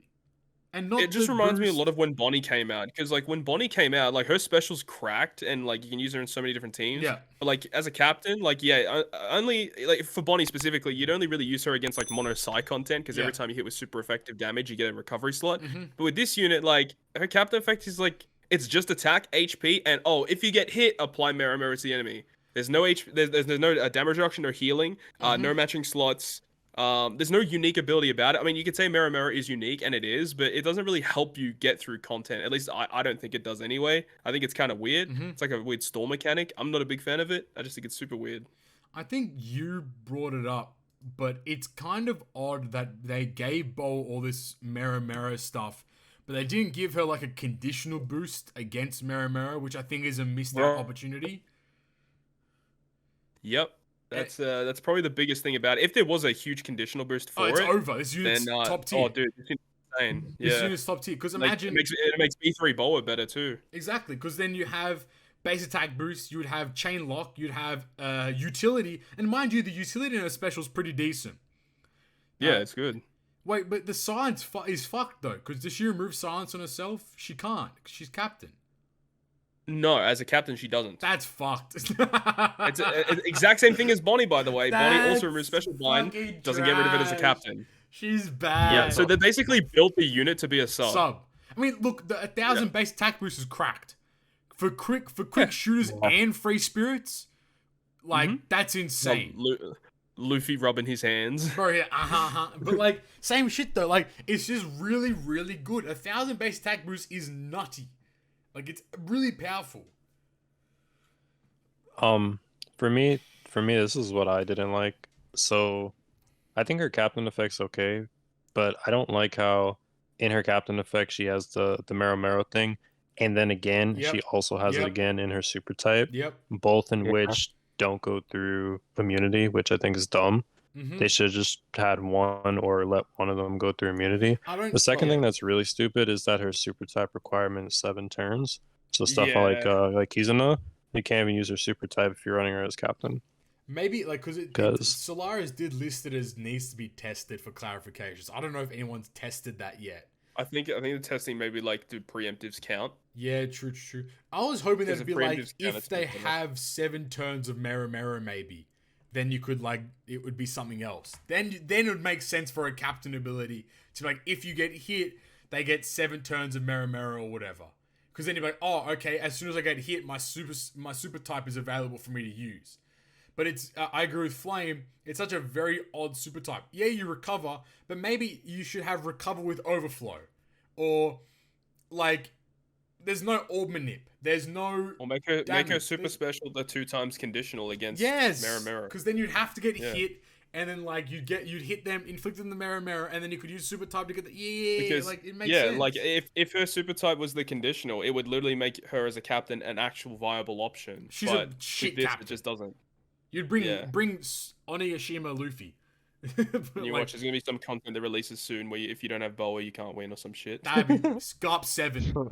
Scarp 7. You need no. You need Mero Mero. No. You need Mero Mero every turn. You need to get hit every turn for Mero Mero. It's time. I also something as well is with the Mero Mero shit. I did see some videos of this unit, and the Mero Meros do stack. Okay, that's interesting at least. So you can use 2 super types in the same turn and make it go to 20. But how often are you stalling 20 fucking turns? No, 20, right. It's 20 stupid, hits, sorry, or whatever it is. Like, yeah, it's stupid.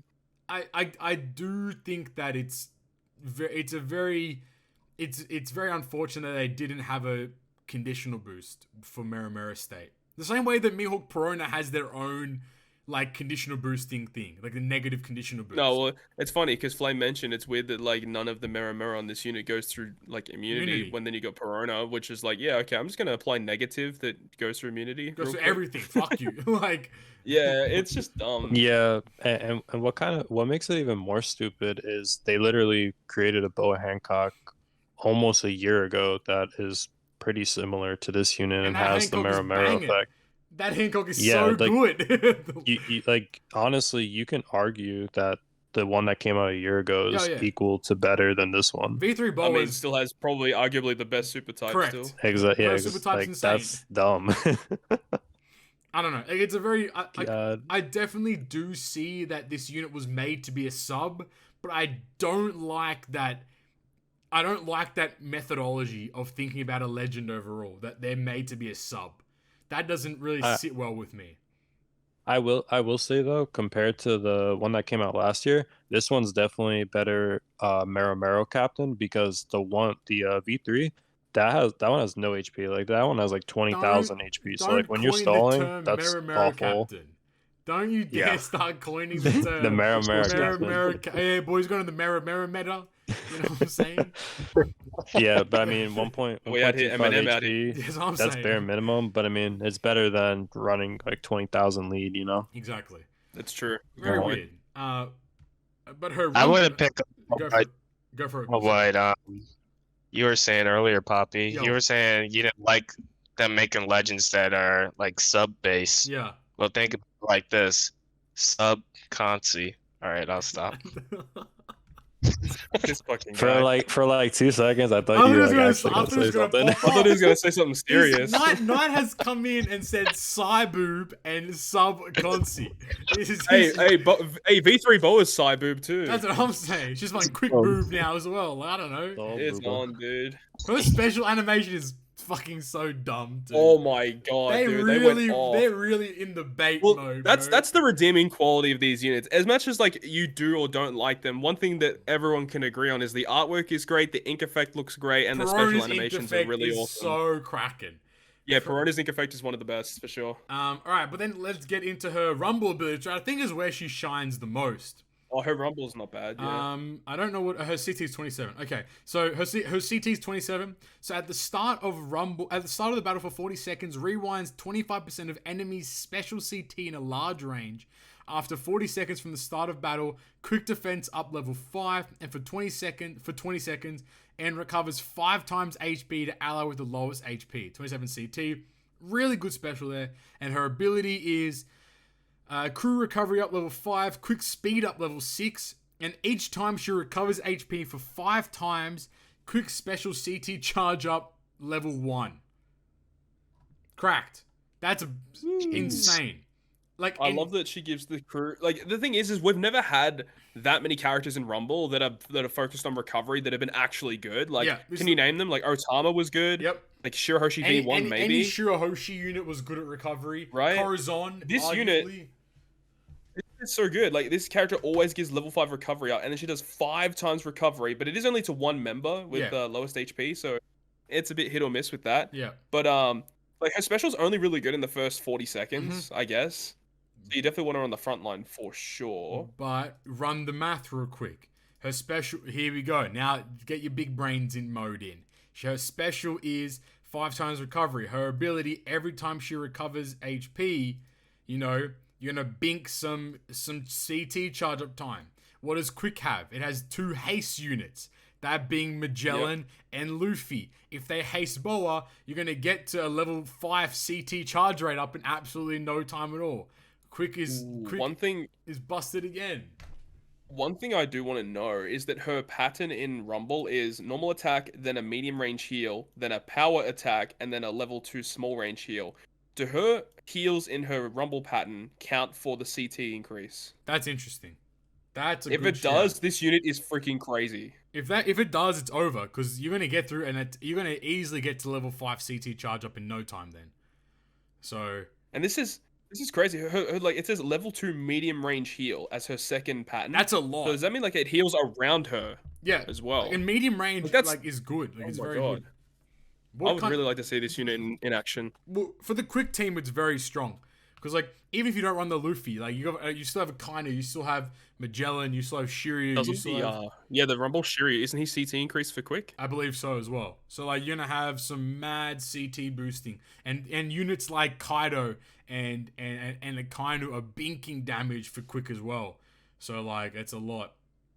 Kaido's still the most broken PvP unit. Yeah, 100%. 100%. He's so crazy. As bowler, what are we rating this one out of 10? As a unit, taking everything into account. Actually, wait, what's her support? Probably some stats. Luffy, Sandersonia, Marigold, Margaret. If you get inflicted with chain coefficient reduction, you get a 2.75 chain lock for 1 turn. That's pretty good, actually. And it's another Luffy support. We take those. That's actually really good. That's a nice support. Yeah, that's actually a really good support. Barry Pen.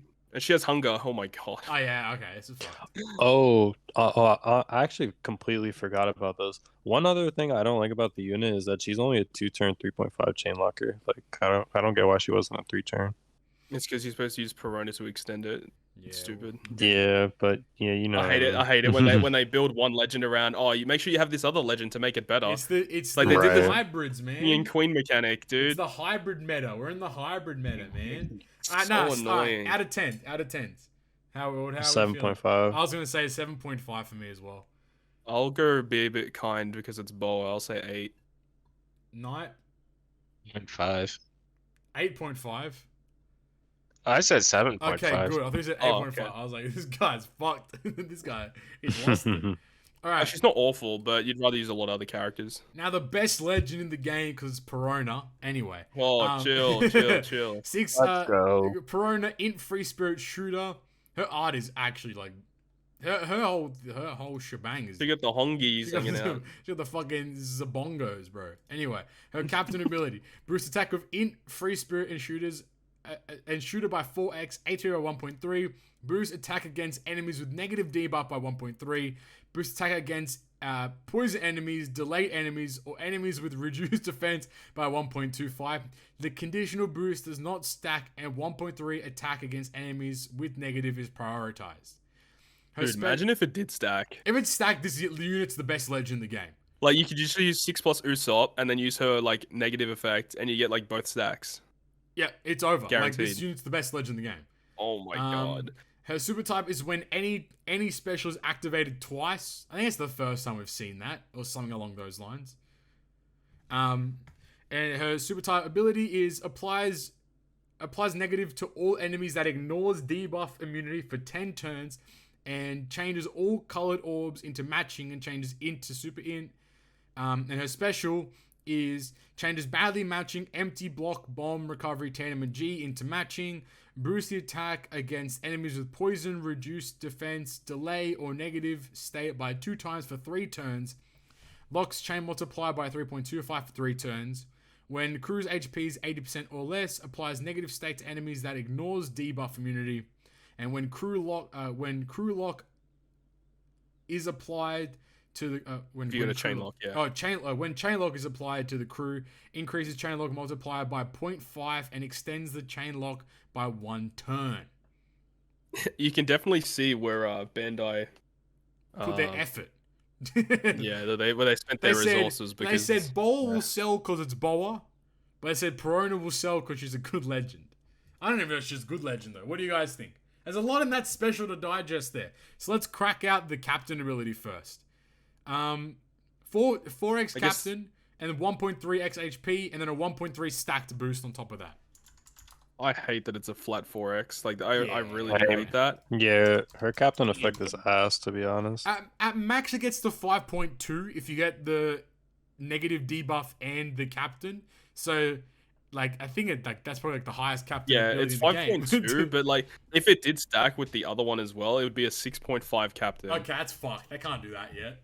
So you can understand why they get. I guess they didn't do it. Yeah, that's close to Nami. I think Becca's hard. I mean the highest, like normally. Oh yeah, you're right. Actually, with the colors. They're 5.25. Yeah, they're 5.25. Yeah, yeah. Right. What about Odin with Wano slots?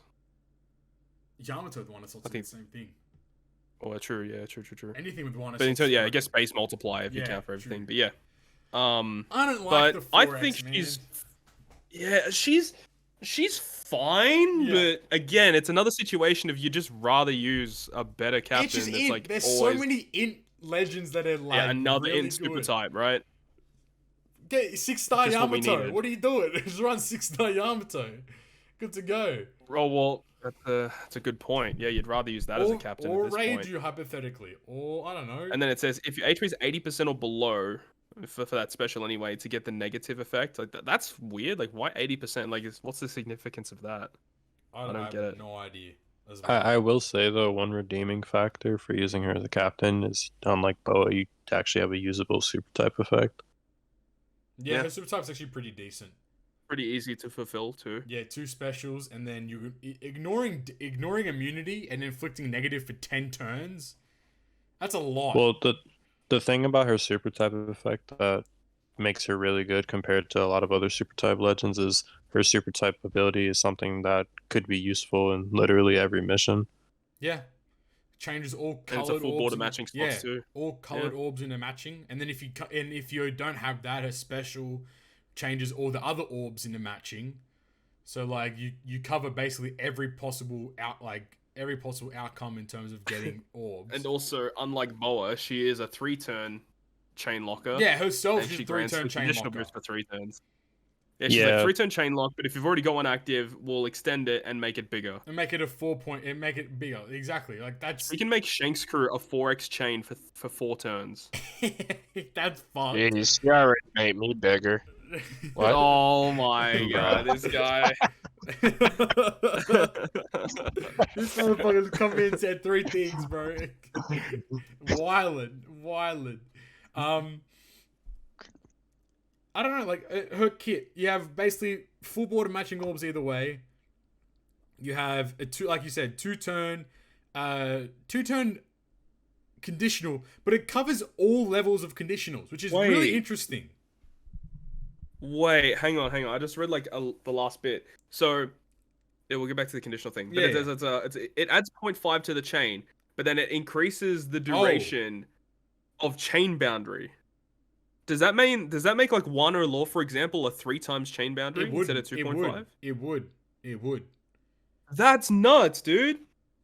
Holy shit. Yeah, she's a great sub. Yeah, that's really good. That's fucked. Law being a 3-turn chain boundary, it starts at 3x. That's crazy. Her whole kit is really well made together, I feel like. Her whole special, at least. Captain works well with a lot of legends. I feel like both captain abilities for these legends are whatever. Like you put them in the bin. But I feel like these. You know why? It's because there's another Halloween legend in the next couple of weeks. I think there'll be another Halloween legends. That's like a quick. A Kizuna with a cracked captain, probably. Yeah, something along those lines. 100%. One thing I will say I'm a little bit disappointed with her special is that she's on a 2.25 conditional, considering we literally just got one. Yeah, true. But then again, good point.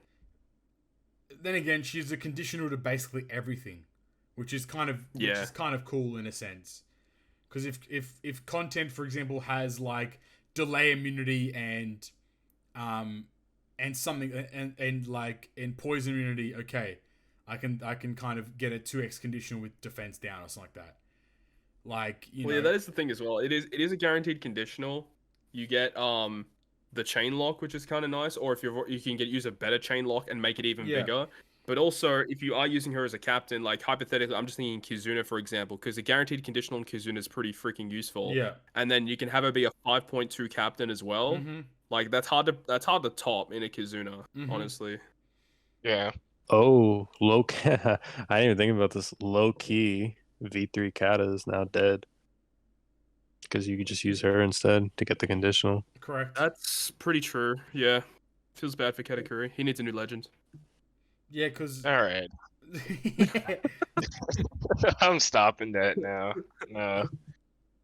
Look, if Sabo can get like 6 legends, I think my main Katakuri Wait, so even in her special alone, if your HE is below 80%, you get the negative through immunity. Yeah. So you don't even need a super type at that point.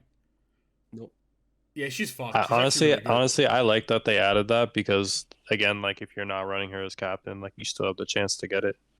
So we know her captain's shit, so you can at least use the special. Yeah. Do you guys See, see like her- that's what pisses me off because they know they made it like that purposely. 100%. Do you guys see her limit break sailor ability? If your captain is free spirit, boost the base HP of free spirit characters by 1.1x. What the hell? I've never That's seen pretty that good. What before. the heck? That's really good. Because she's going to be a sailor most of the time. Yeah, so just if you've pulled or if you're planning on pulling, you definitely want to pull for this Perona over Boa. I mean, don't pull. Seriously, like these legends aren't meta defined. If you just had fucking Yamato come out, why are you pulling? Yeah, you can use it. What do you mean, Papi? We skipped Yamato. Oh, sorry, my bad. I'm skipping Yamato. I forgot. I'm fucking like Yamato, Perona. like is free spirit, right? You can have like Yamato with all of her buffs. Then you have this, which is a guaranteed conditional. You can extend a chain boundary, which is good for Yamato. Ulti page 1. So you can have like Wano Law. You can have like Roger still for a huge attack boost. Like, oh my god, Free Spirit's this combo. Free Spirit's cracked now. Or you can still use Toki if you want. You know. Yep.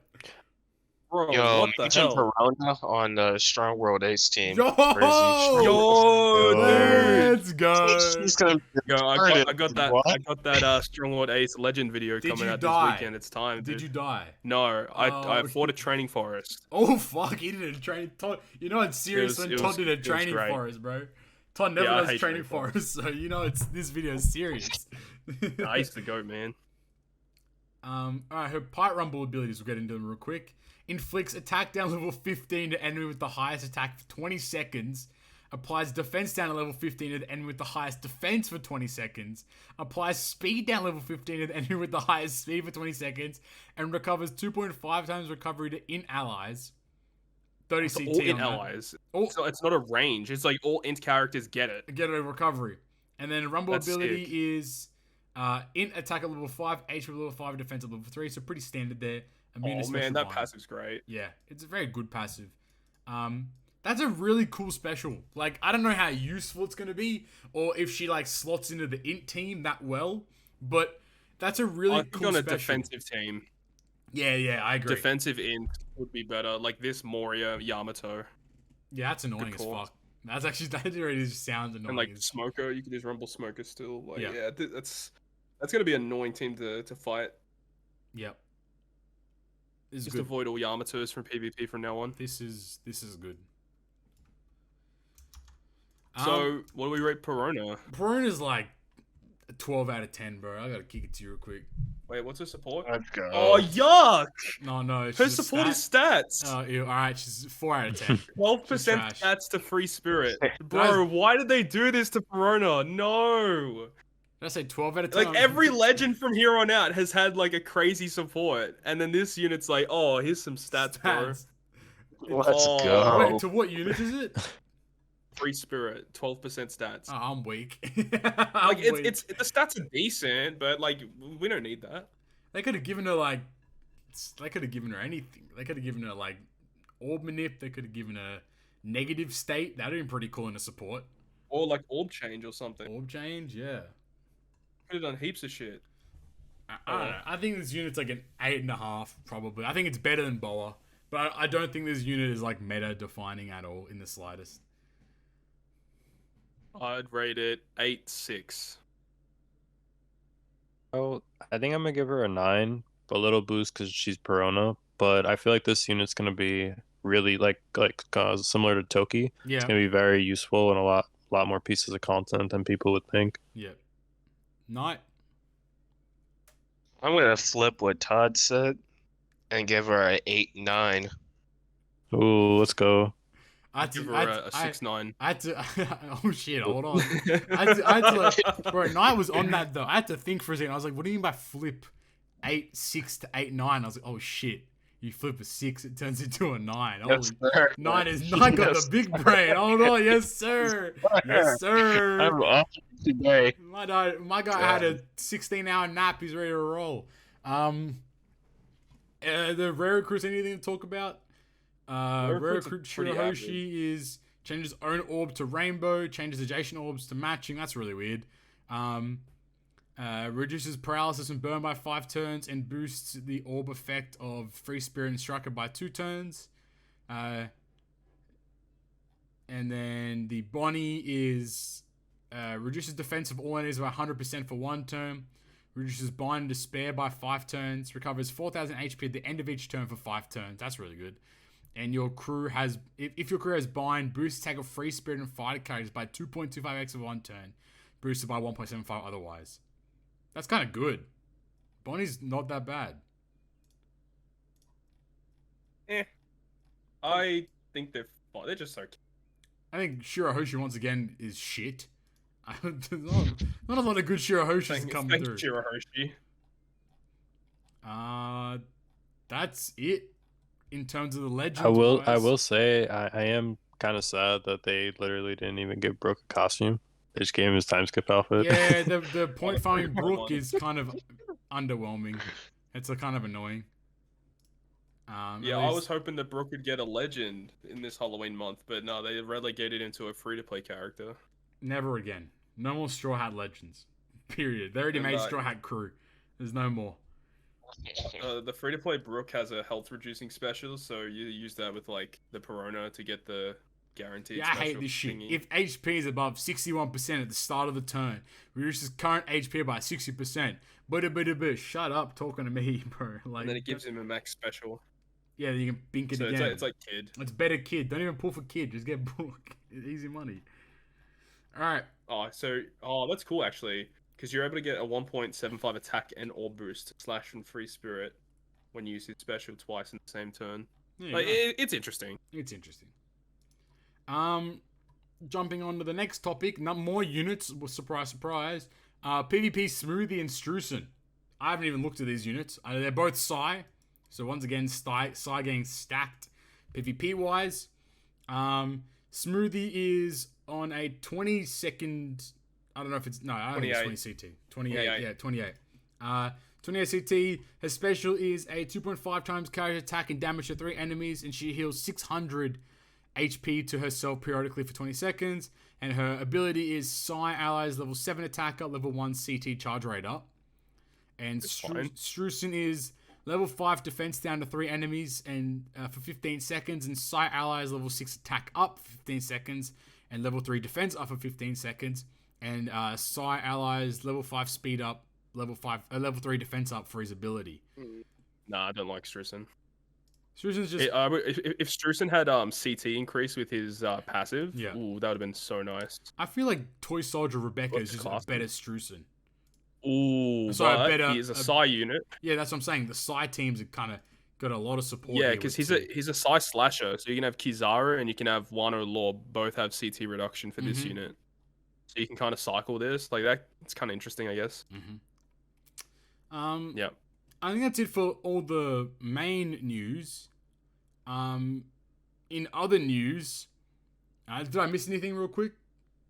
Don't think so. All right. Well, there is a new arena crocodile, but like he's not that good. I was going to mention it because I believe that they've done a new thing with the arena units where the small shards and the medium crystals are guaranteed every run now. Thank God. Finally. I think they did that because I remember seeing in the image like the quest guide thing or whatever. It has the little like banner for like, you know how like there's the banner like on the unit when you do the max level one or whatever, where it says like guaranteed after or get or whatever it is after each run. Oh yeah. I think that same banner is there for Arena Croc. So I think that it means that at least every run you're going to get guaranteed 1 drop of shards and 1 drop of medium crystals, which is again really good because it kind of makes things a little more straightforward when farming it, so you don't have to really stress that much with getting the small and medium crystals. I know for you, Todd, when you were farming Shinobu, like you got kind of fucking smashed on with the small. I literally could not get any of the medium crystals because the medium crystals dropped in gold chests, which you can get candy and tomes from. So I could never get them. It took me ages. Having them guaranteed at least once per run is pretty good. So that's good. Hopefully that's continued. I was gonna say I don't think we talked about it last week, and I know we didn't talk about it this week. Wasn't there a little update to treasure map on JP? I think we briefly mentioned it, but if we didn't, we did. We might have. I'm not 100% sure, but if we didn't, treasure map got reduced in terms of the size of the map. The animation for the invasion no longer really exists, I believe, in terms of like breaking the rock and blah blah blah. Blah. It just kind of appears. Oh, thank God! And so awesome, dude. Do you remember the treasure map like layout for the special stages, like the OG special stages, like the big circle, then it's like a dash and like the big circle. Right. That's that's the new layout. But essentially, every map is like that. Every map now. So essentially, it forces you to verse at minimum one mini boss, but then you can go through the center of the second circle, and like just quickly go to the final boss if you want to do like a quick run. So runs have really been reduced. Plus, every treasure map stage is now three stages max, as opposed to the previous 5. Certain classes or colors receive cooldown at the start of each fight. Yeah, so it kind of makes it a little bit more intimidating to build teams for, in a sense. Because you need to make sure you're building for those classes. Yeah, you need to build for the classes or colors, because without that extra boost, you're not going to really get too far. Yeah, but the thing is now is you don't need to worry about building speed teams anymore, because it's like 3 stages. Exactly. And the first stage is a cooldown stage, so it doesn't actually matter. Yeah, so it's a lot faster. What it means is, at least in my mind, what it means is a reduction of mats per run, but an increase of the amount of runs you can do in the same amount of time. I don't know if that equals out in how many mats you get overall, but it just means you're going to be able to do more runs in the same amount of time as you previously were. I think you could probably do a run in like 8 minutes maybe now, as opposed to the previous like 12 or 15. So you can get double the runs. Cut it down by a pretty substantial portion. Yeah, it's a good change. I think rank 1 on JP did like 630 nav levels, which is just, I mean, dumb. That's nuts. But I mean, it goes to show how much time reduction that is, because the previous person, or like at least the previous highest I saw, was like 500 and something. So like it clearly does mean that it's definitely cut down the amount of time it takes to complete a run, which is again very positive. New medal shops for Global and JP. Don't know if there's anything really like wowzers to mention. Global has Germa, Sabo, V3 Ray, and Pudding. So Pudding's irrelevant there. Hey. And I was gonna say for Global at least, Germa's pretty nice because they're getting their 6+ soon. Yep, I agree. Yep. And I think JP got theirs, but I don't see it listed. Yeah, anywhere. Japan got Halloween Mihawk, Halloween Ace, and Sugar. I need Halloween Shanks. That's pretty good. Yeah, it's actually really cracks. Like, Halloween Law and Halloween Mihawk for 400 medals is actually not that bad. And Sugar, again, 400 medals is actually really good too.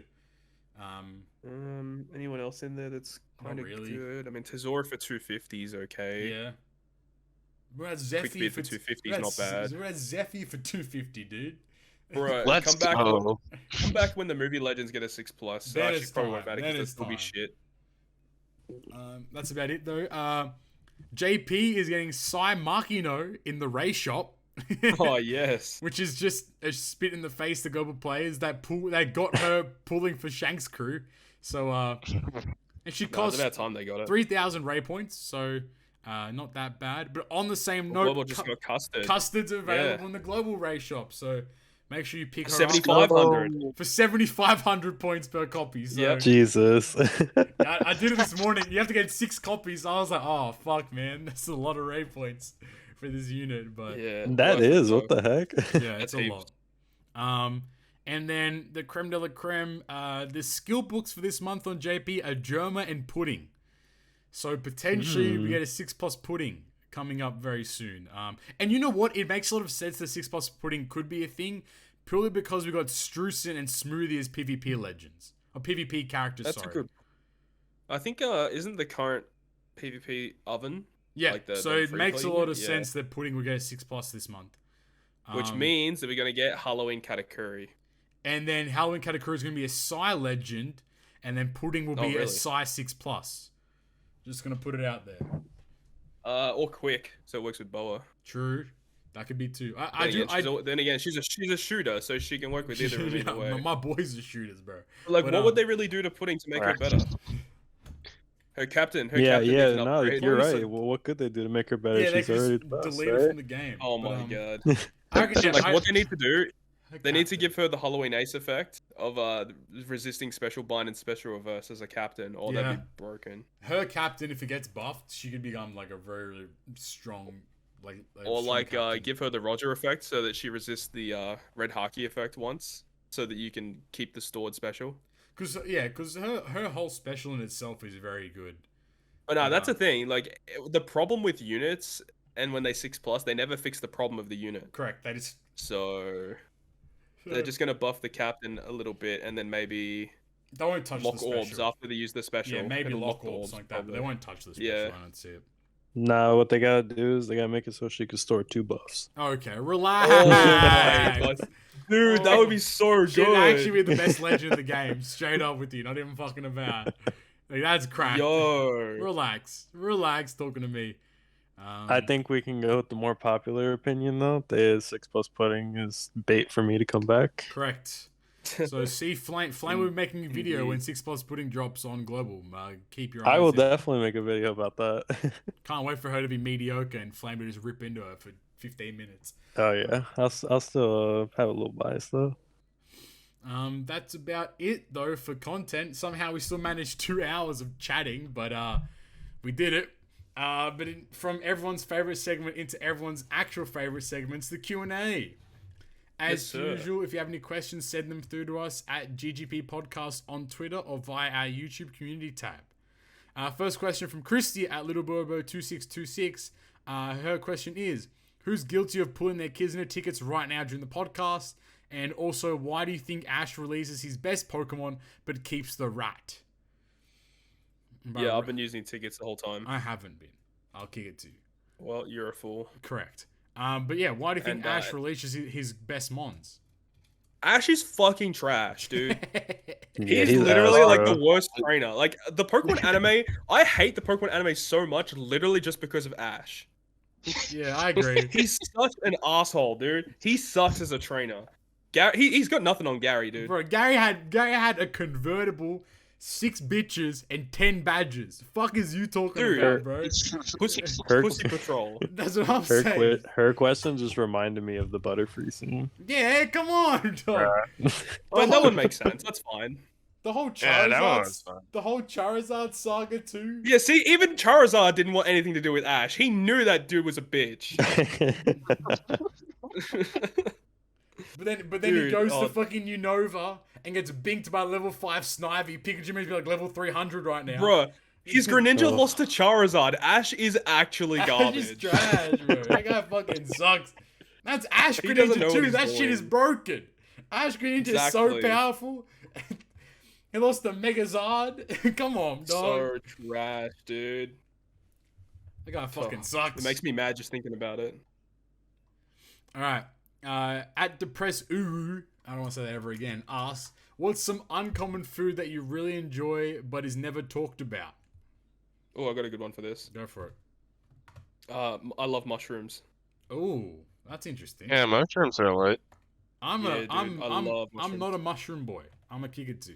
I'm not a fan. You're not a shroomy? I'm not a shroomy.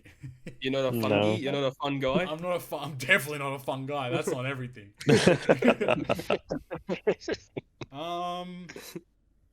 Yeah, I don't know. I don't really like mushrooms. I don't know if there's anything I like that isn't really talked about though. Oh, I got one. Peanut butter burgers. Yeah, there you go. Cody with his fucking Let's burgers. fucking go. We out here. Alright, Flame, so I like the soup clam chowder. Right. Ew. And a lot of my friends call it cum chowder. Oh my god. Oh, this dude right here. Yeah, so whenever I order it, I feel like drama. That's fun. You're sitting there eating your clam chowder, thinking about this like, damn, bro. If my friend said they think this is cum chowder, dog. That is never in my life. That's never in my life, bro. Fuck that, man. Jeez, you just traumatized me because of it now. I'm never gonna I'm sorry. Oh my god. Yikes. I don't know if they're I don't know if there's anything that I like that is like. Is there any food that like you eat and like like other people say, "What the fuck? Why would you order that?" Or like as if you like that, or even combinations of food like that are really uncommon. I like anchovies on pizza. Is that weird? Oh yeah, fuck that. Okay, well there you go. I fuck with anchovies on pizza. I like the salt. I like that kind of taste. You like the cum chowder then? Yeah, I love cum chowder. Please splurge me some cum chowder. That's on everything too. God. Knight, anything for you? I don't know, man. Like, I guess like here in the U.S., some people don't like pickles for some reason. I hate pickles. know. I'm not a pickle guy. Bro, pickles are goated. Right. Yeah, what are you talking about, bro? When I was younger, I that's used the to drink the design. juice. Hey yo! What the fuck did you? Pickle juice is kind of fire, No, but like, there's is. no 25 and us, way. dude. It is, bro. yeah, That shit is lit. Shitting. There's no way. But it's fire. There's no way. Bro, people Hey, bro, eating don't knock pickles it here is till like you so try it. uncommon in Australia. Yeah, dude. it's actually really no one uncommon. like eat pickles here. Yeah, Yeah, I don't know. it's weird. Either way. Alright. Oh, and tomatoes. Like, people don't like tomatoes That's dumb. in the U.S. for some reason. Yeah, that. I don't know. It's weird. Tomatoes schmacking. That's on everything. Yeah, tomatoes are lit. Todd? They're okay. Like, Okay. I'm indifferent. Gotta keep him on the cast. Keep him on the cast. This motherfucker said tomatoes ain't good. I'm beating him up. Yeah, I'm indifferent. I respect it. At BBJ077, they ask, if COVID was gone in an instant and you won a trip of your choice completely free, where would you travel first? Bro, we had this question like a couple weeks ago. Yeah, I think we did. But anyway, where are you traveling? New place. New place. Oh, new place? Yeah. Tokyo. All right, Todd's going back to the Japan. I loved it there so much. It was so good. I'm going to fucking Greece. I don't know why. Yeah? I'll go with my dad. He looks like a Grease man. He's a greasy ass man at that too. But I don't know. I just feel like that'd be really. I feel like that it'd be nice. Just I'd feel like it'd feel like kind of like homey in a sense. Flame. I feel that. Where you guys going? You know where I'm going. I'm a weeb. Japan. Australia, let's go, Flame. Welcome. Nah, I ain't going over there. I ain't fucking with those spiders. If you come over here, you ain't coming back. That's what I'm saying. I'm breaking knees, bro. You ain't catching no fly. You're gonna catch these hands.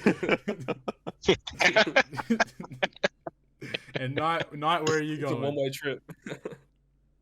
I mean, shit, I might fuck around. I'll go to Australia. Let's go. How do we do this? How do we do this? You two come to Australia, we record GGP here, and then we all go to America, we record GGP there, and then we all go to Japan and we record like a GGP special of us in Japan. It's time. Of us infiltrating Bandai headquarters. That'd be the funniest video. You know that shit would pop off too. Imagine the four of us pull up to Bandai headquarters like, Sumimasen. Where's Yoshi-san? Just say that. No other context too.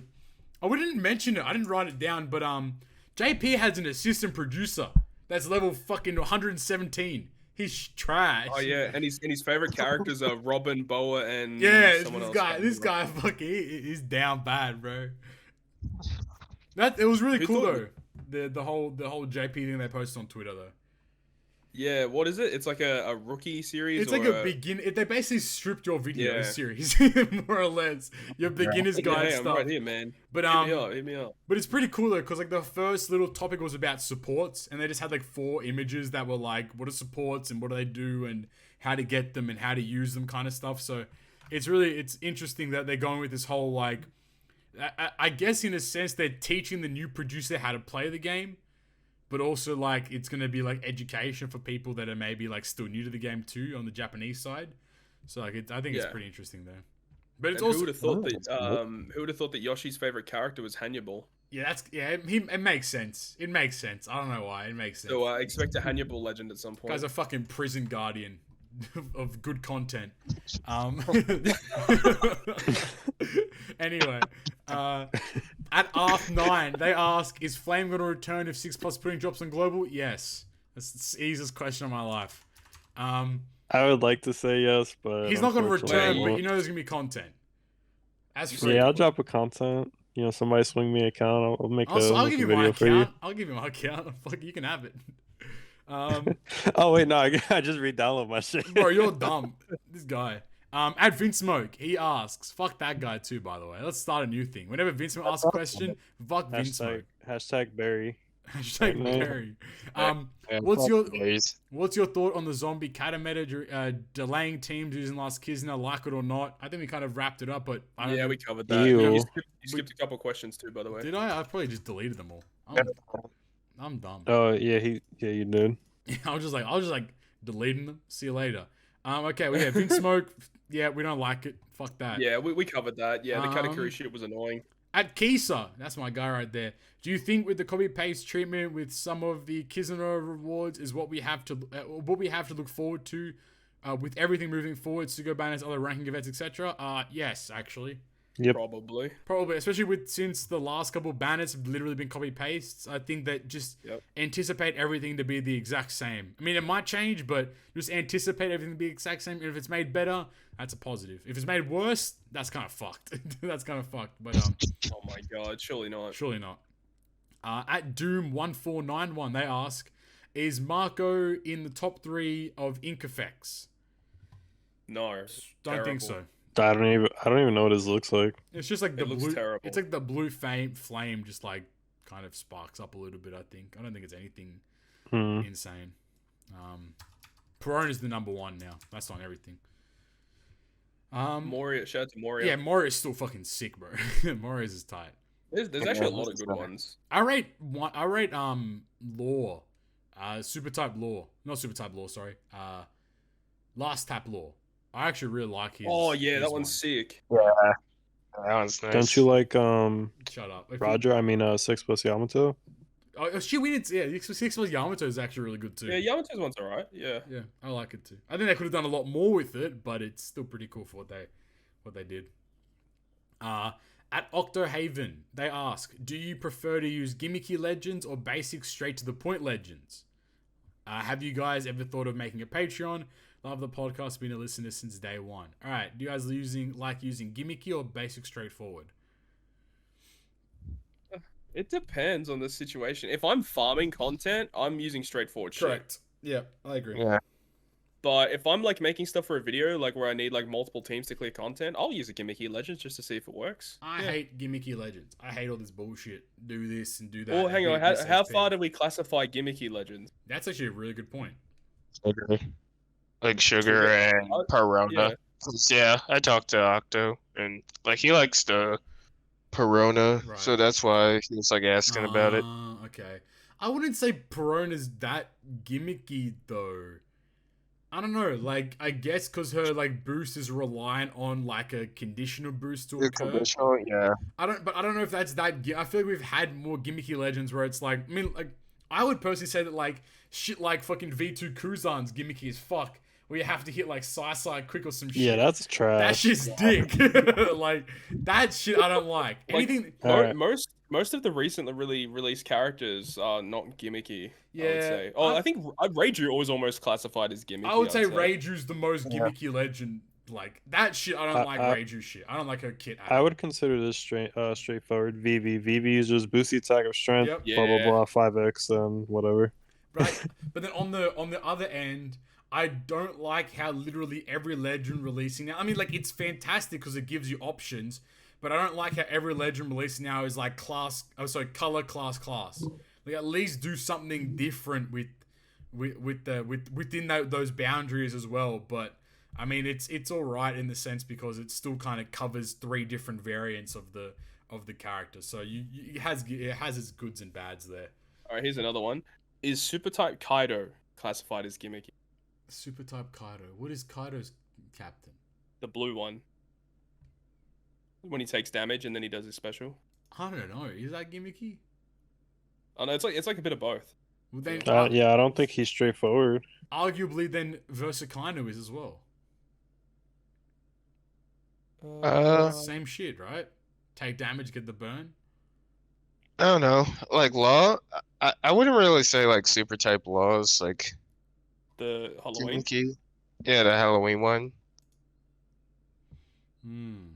It's a good point. Because he's the Kaido. But yeah, basically, straightforward legends if I'm farming is the main thing, at least. I'd agree. If like, if you want to just reduce the bullshit. If you want to have like if you want to have fun and like play around and like build like unique teams, then obviously the gimmick of legends are going to give you a better option to do so. But if you're, like Todd said, if you're just there to just finish the content and be out, then like you just want to have the most straightforward like process possible. All right, at Zihaha Bode 60, what is this fucking Wolfie? Hey GGP Crew, what are your top 3 ink effects in OPTC? Jesus Christ, I saw the video OPTC put out for the int legend marker and thought it could be better. There you go. This guy and the other guy this guy and Doom should have a conversation about Marco's ink effect. Top 3 ink effects. Perona, and I'm getting 3 copies. All of them. Now, I'd say Perona for me. I'd say Law. And maybe like Odin or maybe Roger, something like that. Maybe for me. That's really hard because like there's I've got like 5 or 6 in my head that are good. But overall top 3. Who do I even think's number 1? Who's the best ink effect in the game? I mean, yeah, I think the new Perona is pretty freaking close. Yeah. That looks so good. I think Moria is so unique with his one. I think Moria, Perona, and then it'd be a toss-up between like Roger or V1 Kaido. So is this what determines a good Halloween legend now? How good their ink effect is? Well, it's Halloween Law and Halloween Mihawk don't have one either. Maybe they're gonna get one during all this stuff, so we'll have to wait and see. Maybe. Where are the other 2 lads? Maybe. I don't really remember many of them. I do like Peronas, and I just went on YouTube and looked at some. I like Summer VVs. Oh yeah. That one's alright. Knight. Do you remember any of them? Anything that you had a fancy to? I like the Last Tap Law. Yeah. I like that one. Yeah. I really like Big Mom Kaido. I don't know, theirs look really sick. Yeah, that one actually is really good too. Oh yeah. Cool. V2 Zoro 6+. That one looks sick. Oh with yeah. Effect. Yeah, I like those a lot. I haven't seen the new Perona yet. There you go. Also Moria. Yeah, Moria's one is just jigging. Like those bats are going wild. And he's like legit one of the best legends too. Yeah. Imagine being a Moria fan. Couldn't beat us. I don't know. No, not at all. Nah. Couldn't be anyone really. That guy fucking sucks. Alright. Come at me, Doe. Come at me, Doe. They ask, what's more useless, collar or friend points? I don't know why it's upside down face there, but okay. And on the real ski, how do you feel about a Fisher Tiger or some Pirates legend? Keep it up. I would argue that friend points is more valuable than collar. That I'd argue. Just because, purely because of, I mean, look at this current Kizuna. People needed Hannibal, and it's a story mode Hannibal. You could pull the Hannibal from friend point pools. So that was a very positive step there. And I just think like you can even like rainbow out the base straw hats, like the story straw hats, because you can pull like some of the story mode units there and use those for rainbowing. So like I would say the friend points are way more valuable than Cola in the long run. There's always going to be situations where obviously if a new ship comes out, Cola becomes infinitely more valuable than friend points, but I think on an average basis, I'd say friend points over Cola. Yeah, it's a good call. And then I agree. Fisher Tiger or Sun Pirates Legend? I'd be okay with that. I mean, we've only had one Fisher Tiger unit. I'd be really okay with that actually, because it's another support for Hody, I guess. Because Hody's got a great support, so yeah. As long as Sun Pirates Legend, if they were to be a thing, if they've got a cooldown reduction special, I'd be okay with that. I agree. Yeah. All right. At Troy Saccio, they ask, "Hey guys, I want to ask what banner we should save our gems for." Yamato. Yeah, Easy Yamato one. or New Year's, whichever one. Whatever one comes first. Or whatever Well, one it is depends. the better banner. Hypothetically, if Yamato came out before New Year's, at that point you'd probably would want to save for New Year's, right? That's also true, because New Year's Legends are generally very cracked, and like what Todd mentioned before, that Yamato's skulls are like they end around 20th of December, and Roger and O-Lin came out about 28th of December, roughly. We could definitely see another absolutely insane Super Sugo Legend that comes out around that time, and then most likely Yamato will be available on that banner. So I guess keep that in. It depends. We'll have to wait and see. But basically, the Super Sugos is what you want to target. Yeah, exactly. If you're really like going Sugo to Sugo, Super Sugo is always going to be your best bet, more or less. Yeah. Jared McLean, they ask, how do you guys think? What do you guys think of adding 5+ evolutions to old batches would play out? And what are some old batches you'd love to see updated? For me, it's the Whitebeard Alliance Commanders. Also, can't believe there's 53 episodes. I still remember when episode 1 came out, how excited I was for there to be an OPTC podcast. Neither can I. That's crazy. Yeah, this podcast, it actually ends right now. So, sorry, buddy. There's no more OPTC podcast. No, I'm kidding. But we're done. What about 5+ing rare recruit batches? I mean, this is probably one thing that's been asked for a very long time. But what do you guys like? Every batch pre-Lucy basically needs this. Mm-hmm. Yeah, that would be great. It'd be the right. It'd be I don't the make money right that way. way. What are you talking about? Yeah, exactly right. That's the issue. Now pull for the skulls, man. Let's go. Oh no. You do a multi, you get 6 characters and 5 skulls. It's time. Or have it be 5 dupes of the rare crew that get you to super evolve.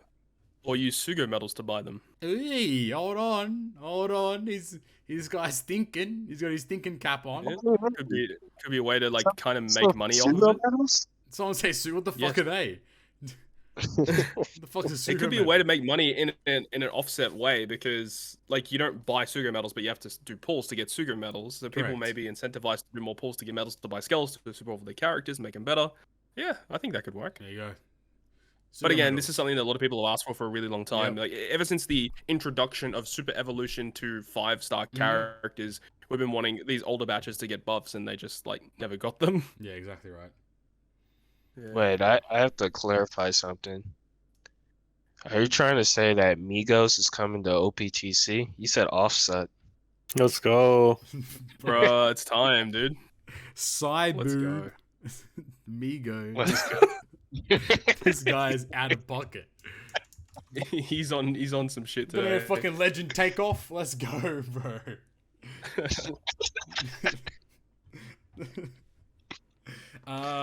Yes, that's the way you say that word. Yes, they ask, loving the content. Have any of y'all ever played Fire Emblem? I have not. Yes. I've played Fire Emblem Heroes a little bit, but not Fire Emblem the games. I've only played the new one, 3 Houses, but I am interested in trying the other ones. Knight, you played Fire Emblem? No, I haven't. There you go. No. Oh yeah, I did actually. I played Super Smash Bros. Ultimate. Okay, this fucking let's go. Cheeky bugger. Dylan N. They ask, "Hey GGP, love the podcast. My question would be, would you rather fight 1 horse-sized duck or 30 duck-sized horses? Bonus, who of the GGP cast do you think would lose their chosen fight? 1 horse-sized duck or that's 30 duck-sized horses? What do you got? Okay, hang on. We have to establish the gram rules here. Yep. I assume this means hand-to-hand, right? This no is a weapons? fight. No weapons. You're in an arena, and the only thing is the ground, and it's your chosen opponent. Dude, the 30 duck-sized horses are getting their shit clapped. Bro, those guys are getting absolutely... Those guys are getting punted 50 yards. Chopper out of you, bro. Dude, they are gone. Chopper. Dude, fighting a horse-sized duck is frightening. Holy shit. Bro, have you seen a horse run up? Just in general? Imagine a duck that's but they're the size of a duck. But these mini... Bro. That's what I'm saying to you. 30 duck-sized horses, bro. I'll wear some Tims. I'll wear some boots or some shit. I'm stomping. Yeah, it's over. I'm stomping. Yeah. that's free. That's a free ass. Yeah, fight. that is a free victory for sure. I'm glad. Yeah, I'm taking the 30 duckies too. That's free, bro. The 30 duck-sized horses, easy. Bro, a horse-sized duck would do some damage for sure. Anything horse size is gonna do damage. Pause on that one. I guess so, yeah. Pause Hey, on that one. yo! That's why I hit the pause. That's why I hit the pause. Oh no. Saturday night. Why do you think I hit the pause on that one early beyond anyone's thought train could get there? I know some clown in the comments gonna say that, so I'm gonna hit him with the pause beforehand. Oh no. Knight, what are you taking on? No, it's against my beliefs to fight ducks or horses, unfortunately. I like them too much. So you're gonna die? You're just gonna hold the L? You're gonna sacrifice yourself? Yeah, I mean, if we had to do it, like my up smash is pretty deadly, so I might take on the horse-sized duck. Alright, nice thing on the horse-sized dog. The rest of us are 30 duck-sized horses. There you go. And inside, you got my hand around your neck. That's what I'm saying. Alright, Big Jeff. Hey, Big Jeff. Hey. Love keeping up with what news and stuff you got on y'all's channels. I can't be the only one who thinks the difficulty levels feel slightly inconsistent. Like there are a few 8-star levels that feel more harder than some 10-star levels, though it's probably because bosses nowadays have a lot more HP. What do you think about the varying difficulty on these newer and older levels? Thanks. I would agree that there's a lot of variance at times. There's some inconsistencies. I think generally it's fine, but there are like a couple of outliers that don't make a lot of sense. Yeah, for sure. I'll tell you, like the crux of the difficulty leveling would be HP, like he mentioned, but also like the amount of debuffs and how many turns they are definitely plays a factor in the leveling or how difficult the level is considered. So yeah, I feel like you go Flame. Oh no, I was gonna say I feel like it because what they do in Treasure Cruise is they base those pieces of content around the newer legends. Yeah. So the more like reliant the content is on the legend, the harder it is. Yeah. I feel like more than the HP. At least that's the harder, the more challenging it feels to the person if they don't have the legend. Right, because it's harder to find substitutes, or you're relying on the friend captain. Exactly right. Like, I was gonna say that I feel like the way that they currently list the difficulties is a lot better than what it was previously, where shit was labeled as like Master, Elite, Ultimate. Like, made no sense. Whereas like currently, it's just a star difficulty. I do much rather the star difficulty, because then you just know for a fact that 8-star in theory should be easier than 10-star, which should be easier than 12. You know, like. Bro, just like the super boss was 15-star difficulty, exactly. That deck shit was like 30-star difficulty. 300-star difficulty, bro. Fuck yeah, what is you saying? That shit was dick. Yeah. There you go. Vince M. Zamora, they ask, yo guys, thanks for the stellar content. I actually had a real question regarding PvP. Do you guys know why sometimes a bench unit will come out after one of my units gets knocked out with their special slightly filled, or sometimes even reduced HP? Like there could be 30 seconds remaining and PvP Whitebeard joins the fight, but his HP is reduced and his specials feel 10%. Much appreciated. I think I know a little bit about this. Go for it.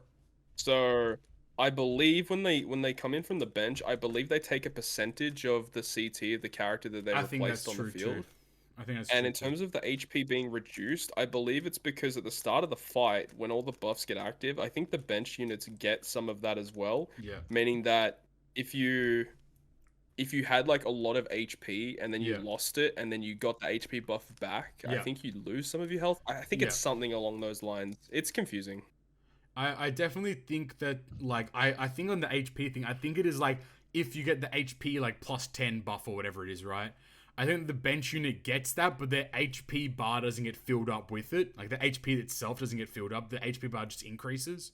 That might be, like, what it's like. Also, I think that if a unit comes out in the last 30 seconds, they're always going to come out, like, debuffed in some sense. I've always felt like that's always or generally the case in itself, but, I don't know, but I think what Todd's mentioned is pretty much spot on with how it functions. Again, we might be completely wrong there, but who knows? Pretty dumb. Kick it to you real quick. I'm not that smart. Ragnarok, they ask, for the members of the Bandai Spies, how long did it take for you to spend all your Kizuna tickets / sell your cotton candy? Do you even plan to take the time to spend all of them? Yes, I do. Of course I would. But I have. We're still doing them. What are you at now? Nearly at 30k flat. Todd started this episode with 38,000, mind you. So he's used 8,000 in about 3 hours. So, man, taking a while. I'm at like 48,000. I mean, there's like still like what 5 days left. That's plenty of time. You can do like 15,000 tickets a day, so you can get through it. You sound like me. Don't get me started on this fucking jabroni. There's like 12 hours left. He's like, this guy's like, there's 12 hours. He's like, oh, I should use my tickets, man. He's got like 16,000 tickets in there doing fucking God knows what. This Come on, guy. I didn't even finish them. That's what I'm saying, you jabroni. And that shit was piss easy to use. You can use 15,000 in a day, easy. That's free. Oh my god. All right. At Max, honestly, so Max Zaga, they ask, "What's up? What's up, man? Not much, man. How are you? I feel like the Kizuna exchange needs a big update. The ticket spending takes forever, and the stuff in the last box isn't really that great. Besides the tablets and support medals, I guess. But mostly, I'm going to get another 5k tomes and redundant potions and cola. How do you think they should change that? Maybe scrap the tickets and just give us insignia and more stuff in the Kizuna shop. That's a pretty good idea. Oh, we talked about this in the Alliance chat, actually. Like, what if they had limit break materials to the That'd be box? cracked, though. I started running the math. It's over. Like, you could, with limit break expand everything. Yeah, with O-Lin event, you could limit break expand absolutely everything. Easy. Yeah. But, what I would like is that if they up the box to, like, 10,000 items, and every box had, like, one last tap tablet in it.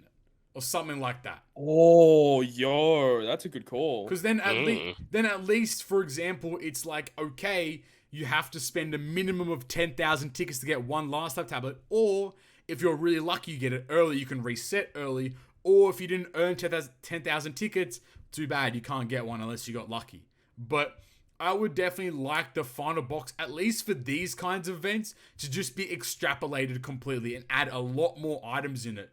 So there's a lot more value in just pulling, like, just forever on a box. Yeah, that's a good call. I like that one. Limit Break Mats 2 would be sick. If they had, like, 30 of each shard, 10 of each medium crystal, 1 of each orb per box, that would, I think, would be kind of decently fair. But, I mean, it takes 20 minutes to do one box. If you were to do 100 ticket pools or whatever it was, bro, it takes you 2 minutes to get 30 shards. It's over. Like, it's actually over. You're going to easily max out limit break materials and be able to use them all completely too. Tomes, another 5k tomes. I mean, if you really want to min-max it, you should be spending your tomes and then pulling. But if you want, and also with the potions, not really redundant as much, because you should also be spending your potions because they're a lot quicker to spend on units you haven't max limit break potioned yet. Especially because you get 300 potions in this, 300 small potions in each box. So that's 3 units completely potioned out every box. So just keep that in mind for the potions. And cola is always redundant. Like, I mean, you're always going to have max cola anyway. But I do actually like the idea of a rainbow gem. Yeah, if something like that, I would like to see like 20 insignia in the final box. Something like that too would be really sick. To have it, for people that haven't maxed everything. Yeah, exactly. Because the only way you can get insignia is from boxes 1 to 6. Oh, and then you can use it to buy rumble scrolls too. Exactly. And I think those gold rumble scrolls are unlimited amount that you can buy. So, if you got more insignia, then you can just buy a lot more and max out more units. But can I just save my tickets for the next Kizuna, please? Save my 35 million tickets from O-Lin banner, O-Lin Kizuna. Yeah. Just max the unit without even having to do anything. Exactly. From Wanker Fella. All right, buddy. Hey, that's a great name. Wanker Fella. That's a great name. Go straight with the horse thing, but anyway, moving on. Hey, GGP Crew. Always excited to get the notification when a new episode comes out. As an avid free-to-play player over the past 6 years, I finally decided to retire from the game last week. It had nothing to do with the gem sales or prices, but rather how much the grinding has sucked the fun out of the game. The only enjoyable part in this game for me now is only PvP and pulling for new characters. Since quitting, I would say I have more freedom mentally and physically to enjoy other things in life, like wife and kids. Does this game ever get too mentally draining for you? And with only Captain Papi and Toadskii left playing, what would be your tipping point to quit this game? Thanks, a Canadian not named Cody. Oh shit. Cody got competition, bro. Hold on, run it back. I would say the game can be definitely mentally draining, but I think that people forget that it is a video game a lot of the time, and you're not forced to finish everything day one. You're not forced to farm everything straight away. You're not forced to compete in events. You're not forced to anything. And I get the whole point, the argument of like, oh, but then the next TM character is going to be really good in the next blah, blah, blah. I understand that, but there are over 3,000 characters in the game. Surely there's another method for you to get around the particular thing, right? But I just think, like, for me, I kind of took I call it the Boris approach, because that's how, when Boris was playing, he kind of just took the mentality of just playing when he felt like playing. Fortunately for me, it's like I can play almost every day, more or less. But if I genuinely just don't feel like playing, I just won't play. And I think that for me has really made the longevity of my time with Treasure Cruise last a lot longer than what it probably should have. Yeah, that's fair enough. What would you say, Todd? How do you feel about Treasure Cruise? I'm fine with it at the moment. I mean, obviously there's glaring issues and they need to be fixed. And like hypothetically, this time next year, and if like the gem sale / like Sugo structure thing isn't fixed, then obviously that's gonna wear down on me and a lot of other players in the community. Correct. But I don't know if there's anything at the moment that I can think of that if they put into the game, I'd immediately be like, no, I'm quitting from here. Yeah. I still enjoy the game heaps.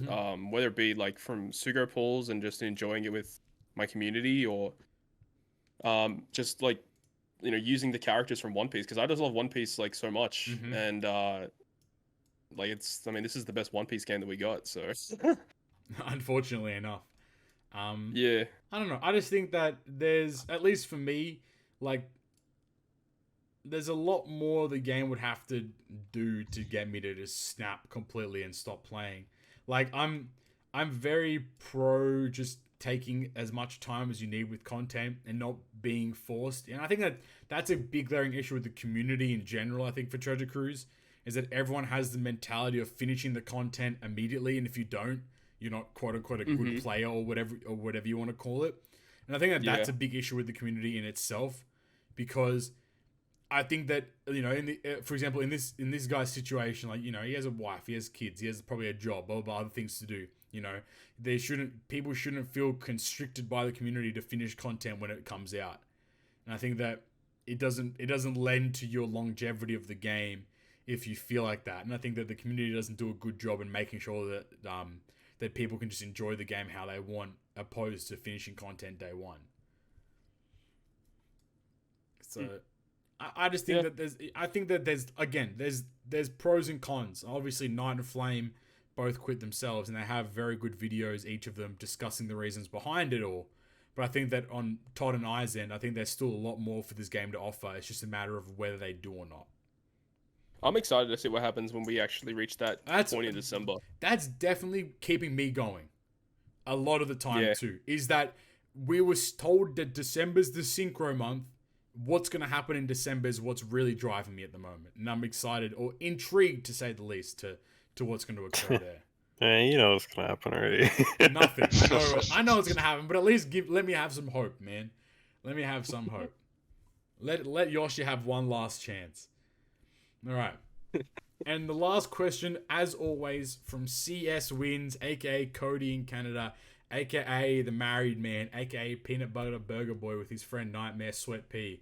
Let's go. Hey guys, as always, love the content. Congrats on the Spies finish. Thank you very much. Thanks, man. Just as a heads up, Papi, Canadian gem packs on OPTC are just as bad as the Australian. Our dollar is in the crapper. I would agree. The Canadian dollar is worse than the Australian dollar, which is funny. I've got a couple real skill testing questions for you all this week. Across the board, are you more dog or cat people? I know Todd has some cats, but kind of curious if you had to choose between the two. Personally, I'm a dog guy. We have a long-haired German Shepherd who likes to steal the bed and is kind of spoiled.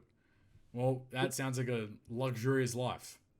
Gotta respect it. What do you guys think? Cat people or dog people? How you guys feeling in that realm? I think I'm a dog person. I think I'm a dog person personally. I was a dog person for the longest time, but then when we got, because then my dog that I had like since I was a kid passed away like ages ago now, and then we didn't have any pets. But then my sister really wanted to get a cat, and then she came home with 2 cats instead of 1. And since we've had the cats for like 3 years now, like I think they're awesome, and I much prefer cats actually. I love that from your sister. She's like, I want a cat. Goes out. I got 2 cats. Like, yeah. God, that's great. What are the other 2? Flame Knight. What do you guys think? For me, for 2 reasons. I'm a dog person because I just like dogs more in general, but I'm also allergic to cats, so I literally just can't even have one. There you go. That's fair enough. That sucks. Night. Night. I don't know. I feel like mentally I'm more of a cat person because like in my like recent years, like ever since I was a like teenager, I started liking like cats a bit more and whatnot. But I have like more experience with dogs, and so I don't know what I would say. I think I like prefer cats, but like in like a situation where someone like was dying and they were like, "Oh, take care of my cat or my dog," like I would probably take the dog because I have like more experience with them and whatnot. Right. Yeah. Fun fact: I've never had a pet. There you go. Oh, what? That's crazy. That's your fun fact. It's because my mum is terrified of dogs and she doesn't like cats. And she doesn't like any animals, actually, so it doesn't really work out too well. Yeah, so my mum's afraid of all, like, even if the dog is, like, the size of, like, your palm, she will anything that's not human. Yeah, literally, she even hates humans. Me, fuck, mom hates me. That's on everything, too, so I don't know. Oh, hey, so do I. We got something in common. Let's go. Everyone hates me. Everyone hates Papi. The new sitcom coming soon. And the second part of the question there, and because each week needs to have one food question, what's one dessert that you spelt desert, by the way, Cody? You're a married man here, you numbskull. Too much fucking peanut butter burgers, bro. Anyway, what's one dessert that no matter how full or just plain old not hungry you are, that you will not refuse to have one or more slice / piece? For me, it's gonna be banana bread. I could eat a whole loaf of that in a sitting. Thanks as always for what you do for the community. Your boy, Cody in Canada. Thank you for the question once again, Cody. What's your one like dessert that you could just consume endlessly? If you have one, I'm not a big fan of desserts, honestly, but I think.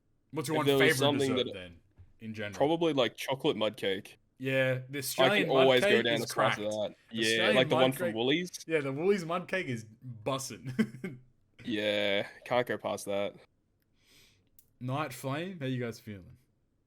For me, I'm not a big dessert or sweets person, to be honest, but if I had to pick one, I would pick Zeppelis. Do you guys know what that is? I do not. Nope. I think I've heard. I will post it in chat. It's just like a little dough ball with sugar on it, but they're really good. My mom makes these. Yeah, these are cracking. Yeah. Okay. And I meant Zeppeli from JoJo. Bro, Zeppeli. Matt, what are you feeling? Well, I am a sweet tooth demon. That's what they call me around these parts. Oh, really? That's why he eats peanut butter on burgers, man. The sweet dude, exactly. The sweet tooth demon. Oh my god. But I would say cheesecake. Like you put a slice in front of me, it's gone. What like, kind of cheesecake? You put 2 slices in front. Like a New York style. I don't know. Cheesecake? I fuck with everything. No, it's like any cheesecake. Any kind like of cheesecake. Yeah, like, pretty much. Another one I really like is like red velvet cake. Yeah, that's kind of. Yeah, that too. Oh yeah, that gets red velvet cupcakes. Oh, I agree on the cheesecake. For me, it'd probably be like tiramisu schmack. Oh, yeah. Okay. Or it'd be like chocolate mousse. I don't know why. Chocolate mousse kind of schmacking too. I love chocolate mousse. Holy shit. Like, my mom makes such a banging ass tiramisu, and like, yeah, that shit's like fucking. My whole town knows about it. Everyone pull up like, "Hey, your mom got any tiramisu?" I'm like, "No." Then my mom's like, "Oh, I'll make some for them." I'm like, "Mom, don't do that." I don't know. This is like a super Aussie thing, but like when I was a kid, my mum during the summertime would always make frog in a pond, which is okay. like jelly in a cup, and then it's got like a chocolate frog inside the jelly. Yeah. Oh, as a kid, that was like the best thing That's ever. such an Australian. Or we also have dude. We also have like these frog lollies. Like these like Yep. frog like the frog lollies. You do the same thing. You just basically just be like jelly, and you just put like the lolly in the jelly, and then that'd be like that'd be the thing. So good. That's such an Australian thing. I feel like jelly's pretty goated. Jelly's pretty goated. Bro, I just looked it up.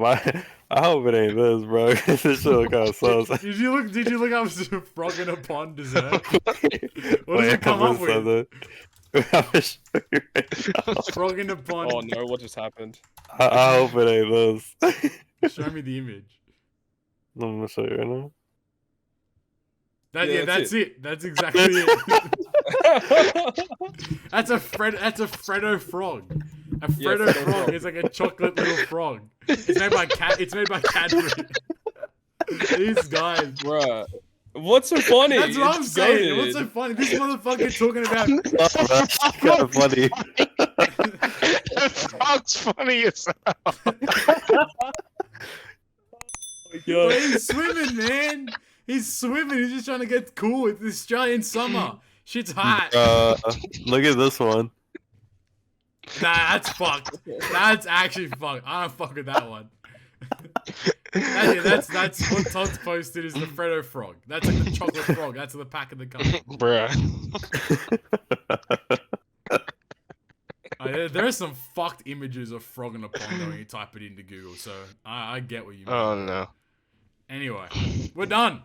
Episode 53. Done and dusted. We're out of here. I don't know. I don't know if anything's on the horizon to look forward to, but we'll be here same time, same place as per usual. But if you want more of us, go ahead and subscribe. We're closing in on 2,300 subscribers now, which is just insane. We've reached way beyond our goal for this year, which is fantastic to have. But I definitely say that potentially 2,500 subs by the end of this year is doable. Let's see if we can make that happen. Would greatly appreciate that for sure. But nonetheless, though, as per usual, if you enjoyed today's episode, make sure you hit the subscribe button. It helps us out a great deal. Hit the like button. It tells the algorithm we're doing a good job. And then comment something in the comment section down below. It's always good to comment stuff. Tells the algorithm that you liked the video and you enjoyed it, so it pushes it out to more people, gets more Treasure Cruise players, or just general people who like to watch our videos. But nonetheless, though, as per usual, if you want more, find us on Linktree. linkdr.ee/GoodGreatPerfect. There you can find us on all kinds of social media platforms. Our Twitter at GGP Podcast, YouTube, you're here right now, and via Anchor, anchor.fm/GoodGreatPerfect. And you can find us on Anchor in all the audio places possible where you can find a podcast. The main ones being Spotify, Apple Podcasts, and Google Podcasts as well.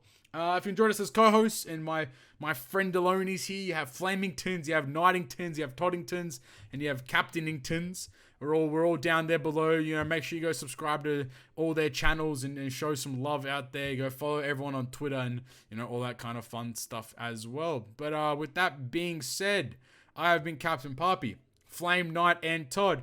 Thank you all for listening to the episode. Talk to you guys next time. Peace. Bye-bye. Bye. Boy.